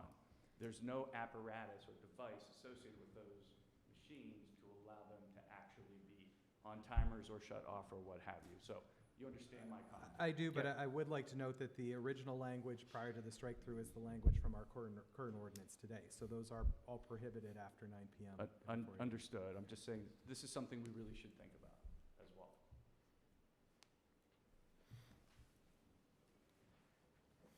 Any other comments on car wash? Okay, next, convenience store. And this goes to the window placement issue. Previously, we had that window placement shall allow for surveillance by employees of all outside areas. We've changed that to specifically the customer entrances and fuel pumps, fuel islands. That was to address a comment that we received about to window placement in convenience stores. And then otherwise, or we added that it would otherwise comply with the following section there, 14573, vehicle fuel station. And this is the section that where it specified that canopies must be set back from the road. Originally, it was 150 feet from any right-of-way line, and 50 feet from any property line, or 75 feet if the building was placed in front of the canopies. We have modified that, and so it's now 100 feet from any right-of-way line, or 50 feet from the right-of-way line if the building is placed in front of the canopies. Yes, yep. Specifically on the previous one in regard to convenience stores, I addressed it in my letter. But the primary concern we have, we are in the wine and liquor business. We are regulated by the state of Pennsylvania. It requires that 30 seats go in a location and that they have a designated area. That area is frequently in front of the windows. By hitting the state's regulation, that is at a higher height than the 3 feet that you allow here. I hope that maybe you would look at the PA Combustible Fuels Act, which addresses a similar issue. I've given comments on those legislations that says it's more of a line of sight. It gets rid of the height issue, and it really talks about the ability from the clerk to see the pump and also to have the various shut-off valves to provide safety. I think that's a much better definition than what you have here, and it allows what's required here in the state of Pennsylvania in order to operate a business. The second item, we believe very much in charities, and we do that on the front doors, a little bit on the lower portion when we have charity-type things, and we'd certainly like for that to be taken into consideration. Thank you. Thank you.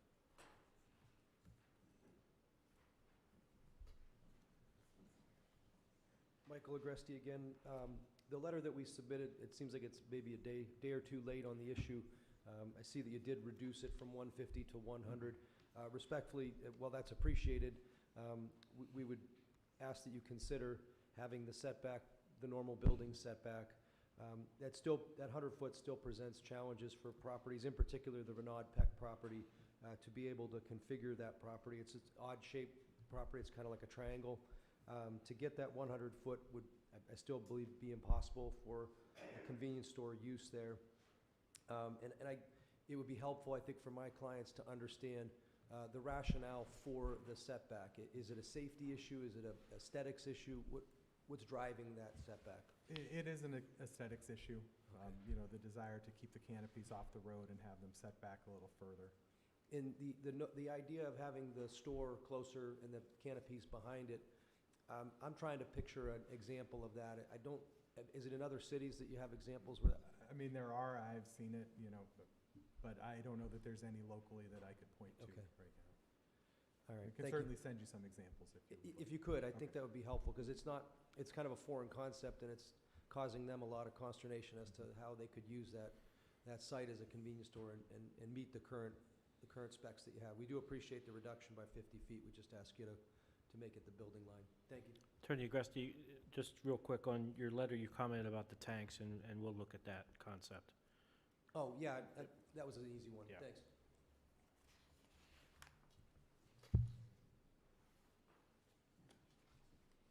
Anything further on convenience stores?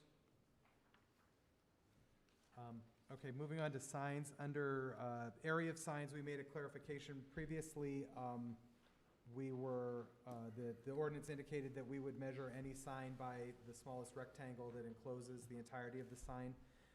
We've changed it so that individual letters, like channelized letters, designs, and symbols, will be counted on the actual area of the letters and symbols themselves. And then under sign illumination, we just removed this section. This was talking about electronic message centers and electronic billboards. This was in there multiple times, including once in each of their sections, and it was confusing where this was placed kind of in the middle between the two, so we have eliminated that from the ordinance. And then lastly, for signs, the sign wall footage in the C1, MU1, MU2, and MU3 districts. We just made a little clarification that the linear footage of wall signage shall not exceed 65% of the length of the tenant's frontage, which was what was intended, but we made that a little clearer. So if there are any comments on the sign portion. Anthony Kafar with Millcreek Mall. One of the sections in reference to electronic message center signs, you may recall we attempted to install new signage on Peach Street for an out-of-date, no longer functioning sign. One of the points here is no animation of any type. Does that mean that an electronic message center sign can only have words? Is that the intent? No, the intent is that it has static images that when they change completely from one thing to another, and there's no movement or animation to distract. So graphics per se are permitted? Yes. But, okay. Yeah, but not yet. And is there any further consideration, again, I go back to the prior comment I made, a large 1 million square foot building, 120 plus tenants, having the same requirements or restrictions as a building or shopping center of 300,000 square feet just doesn't seem to be equitable.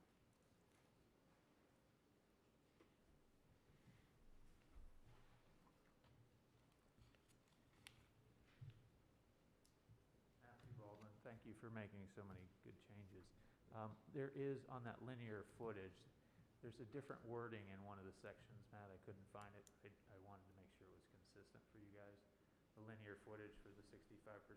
In one of the sections, it didn't use the same wording. Okay. So I just wanted. Thank you.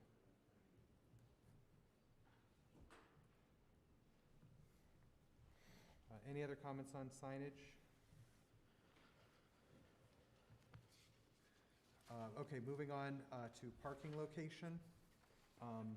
And this is in targeted commercial corridors, which are a defined term in the ordinance. It's Peach Street, portions of 26th Street, West 12th Street, West 8th Street. For all lots fronting a targeted commercial corridor that is not within a residential zoning district, the concept is that no more than 40% of the parking is being permitted in front of the building. It was a little confusing on the wording, so we tried to explain it in a different way. And so what we say is no less than 60% of the parking spaces shall be at the side or the rear of the building. Or at the face of a building that does not front the street, and no more than 40% of the surface parking spaces may be placed between the building and the right-of-way. It's the same regulation, it's just a little different way to word it. But we'll accept any comments that you have on that, if there are any.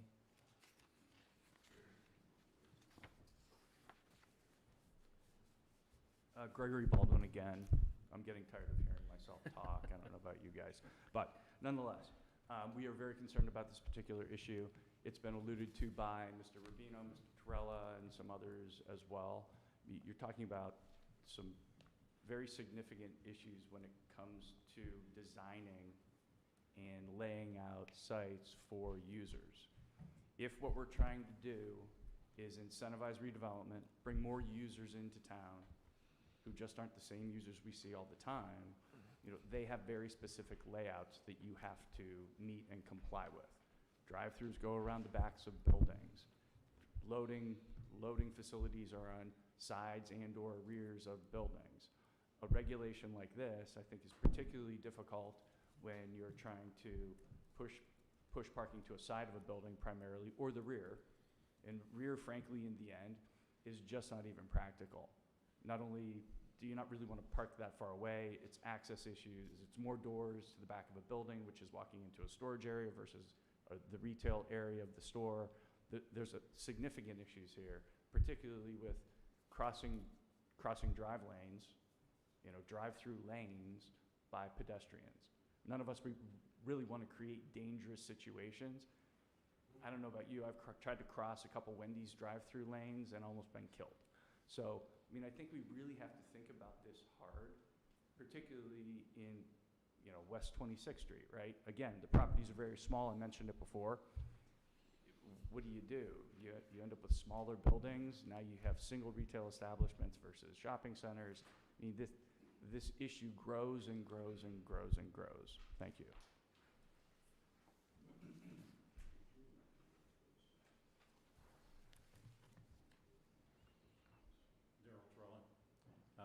I agree with what Greg said.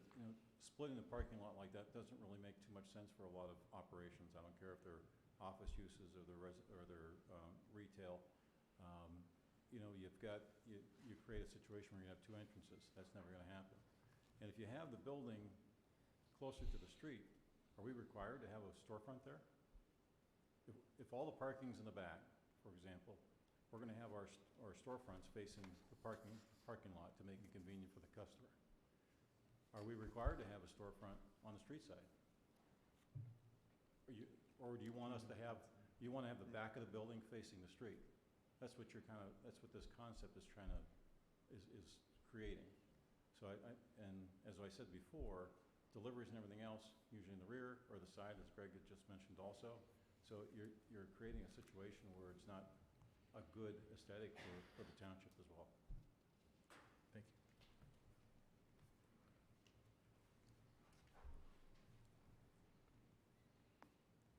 David Steiger. I agree with the last two speakers on this topic. I have recently made deals with large boxes, and as recently as last week.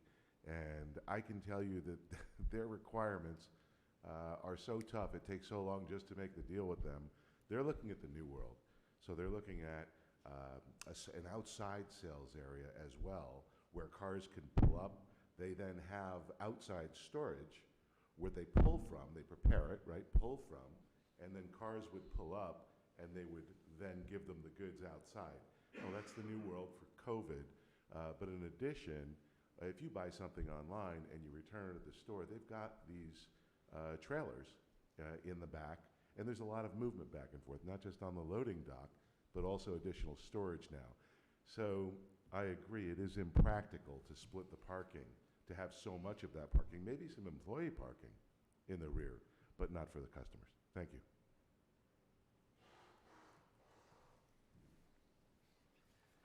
Baldwin. I can just tell you, I've laid out many, many properties. And I don't know how many you guys have laid out, or whoever the consultant was, but the reality is this doesn't fit here. We're going to have to tear buildings down, not be able to reuse them. It's going to cost this community millions of dollars, and it's going to keep us from redeveloping. It just needs to go, guys. We do have the beautification items like landscaping, and I appreciate you lowering the caliper of the trees, etc. We've added some landscaping. I wish we could cluster some things to keep visibility for the shopping centers alive. You need visibility or tenants die. So, but this section really just needs to go so people can reuse the existing properties, add those landscape areas. It's going to be beautified over time, gradually.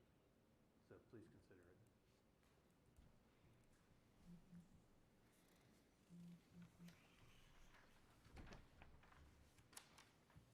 Any other comments on the parking location?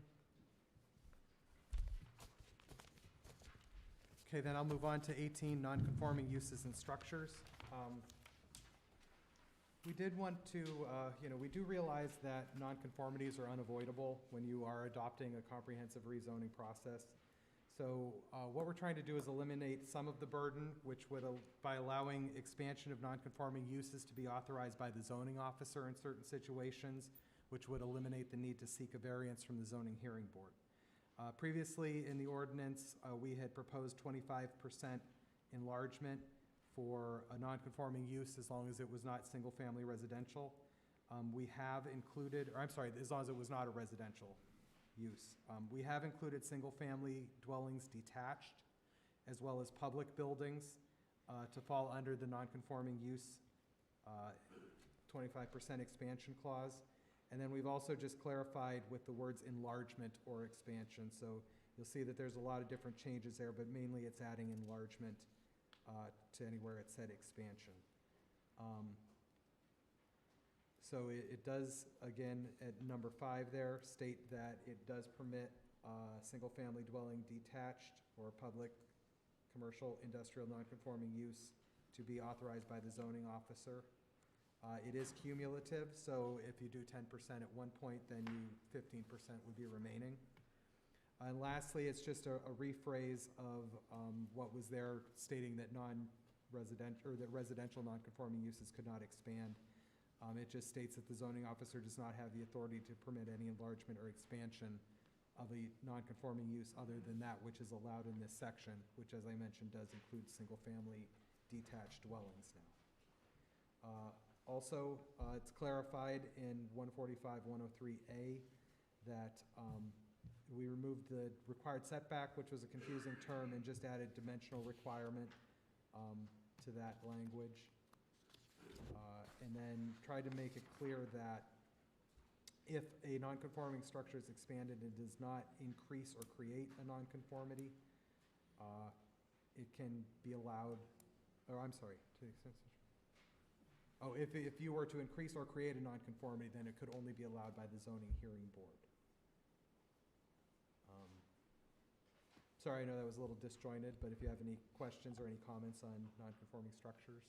I think, Matt, if I could just add on that, we get a lot of questions about, well, if we're going to make a change and we're an existing nonconformity structure, but the existing nonconformity is 20 feet and we're going to reduce it to 10, is that something that requires us to, go to the zoning hearing board? And those types of reductions are not, you're not required. You can make your nonconforming use less and proceed from there. So the other thing I would point out too is that as part of this process, our intent is to issue with the zoning ordinance a Q&A document that will kind of run through some of the key issues in the ordinance in a question and answer form to be used as a guidance document for both those who are looking to develop as well as for the township. So that'll be, we're not prepared at this point to issue it, but our thought was that once we kind of finalize kind of where we're at with things, we'd issue that as further guidance and assistance for folks.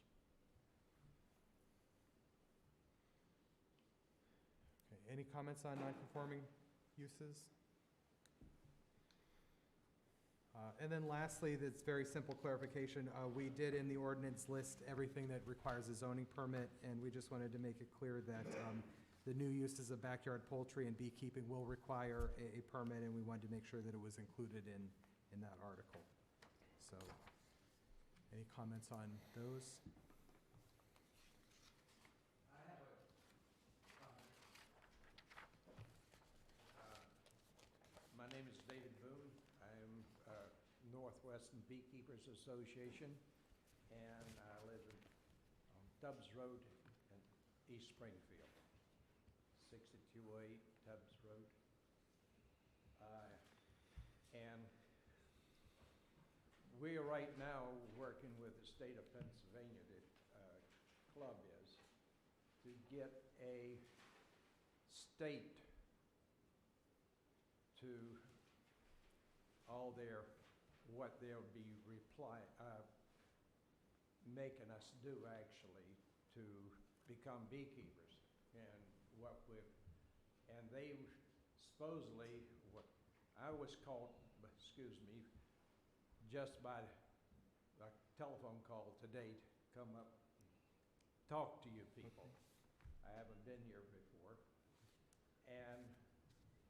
But we were hoping that you would not vote on this until the state of Pennsylvania has released what all the rules and regulations going to be set down through them. And one of the guys is working with the state of Pennsylvania, and he's been disabled for a couple of weeks now. And so we haven't had any information from Pennsylvania to him, I guess. Okay. But we would like to see this, if it's possible, maybe hold off until the state of Pennsylvania's made their observations and rules and regulations. Okay. Well, we're currently paused right now on the adoption process, so we don't have any target date to move forward. I will say that the rules that are proposed for beekeeping in our ordinance were based on the state model ordinance that I believe your organization helped draft. We will definitely keep tabs on the legislation and see where it is. I can't guarantee you that we would stop everything until the legislation is adopted, but if by chance it changes before we're ready to move forward, we'll certainly take it under consideration. Okay, sure appreciate that. Thank you very much. Thank you. Thank you.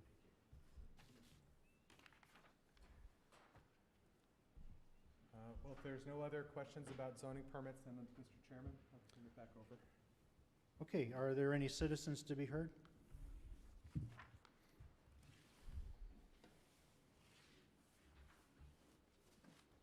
Jack Bessie, 2253 Zimmery. First, I want to thank the planning in Embrace Millcreek for the communication we've had back and forth through the meetings and stuff, and for listening to our input. But my question is, after we left last time, I started looking, and you guys did a great job in helping us with our residential property, staying residential. But I feel like I won the battle, but I'm losing the war. If you mind, I go to the map and point. My question is, I know you guys have overlays that we were never able to see. Because we're here, and this big piece, 79 interchange, this is all mine and my neighbor's backyard. We know the end's going to be developed, and that's fine. We don't have a problem with that development at all. It's going to happen. But Walnut Creek runs right through there. And this last few days of rain, the area behind my house to the creek is a marsh. It's that wet. But it's all going to be MU2. So my question, I know there's going to be overlays for waterways. I don't know if that's floodplain area. I don't know if any of it's wetlands, because we've never seen any overlays over that. It's just all blue. And so we're curious to that. Behind my house to the creek, there's no access to be developed, no way to get into it. The other side of the creek, the 79 and over the interchange, you have an access point. So I'm just curious about that piece of ground behind our residences and how that plays out. Understood. As far as the floodplain, there is an overlay for that. It is given to us by FEMA, Federal Emergency Management Agency. They do calculate those and update them every so often. We can certainly provide you with a map that shows the floodplain. Floodplain, it would be undevelopable. You couldn't place anything in it. Any development would have to occur outside of it. As far as wetlands, there isn't really a set wetland map. We have some old inventories, but wetlands change, over time. They either increase or they decrease. The only way to really know where a wetlands is to have a delineation done. That's not something that the township does. Usually a developer will do it. They're required to before they develop, to show us where the wetlands are and to avoid them. That's a little harder to show you where those might be. We can certainly give you a map and show the floodplain and what area could not be developed. Okay, that'd be great. Now, one last thing. I know the developer's talking about the property at the end. I just have a request that he remembers that there are residences behind there. We are the forgotten part. That's what we like. But we've had construction equipment parked on the road that blocks us from getting in and out. We went through the 5-lane reconstruction, and I'll tell you what, it went very smoothly, much better than we ever anticipated. And everybody was very courteous. I could go down and talk to everybody there, and we talked it out. And said, okay. But just remember, when you're developing it, there's houses back there, and everybody forgets it because they don't drive down the road. They're out of sight. Well, you and your neighbors certainly appeared at all the open houses, so we will not forget about you. Thank you. All right. Anyone else wish to speak?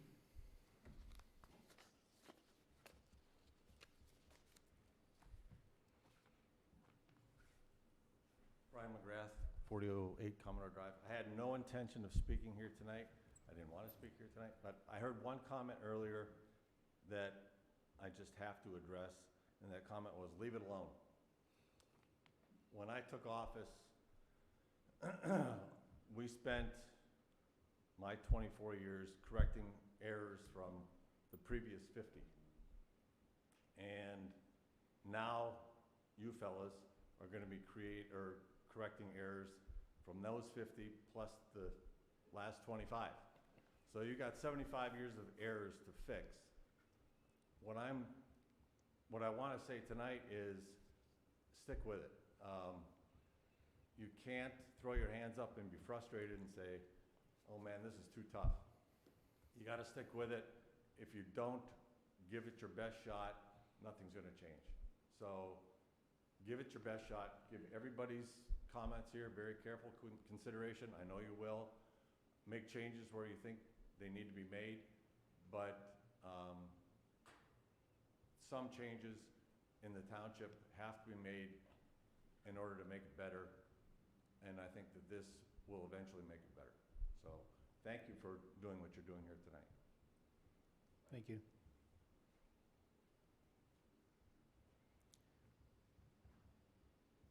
Anybody else for public comment?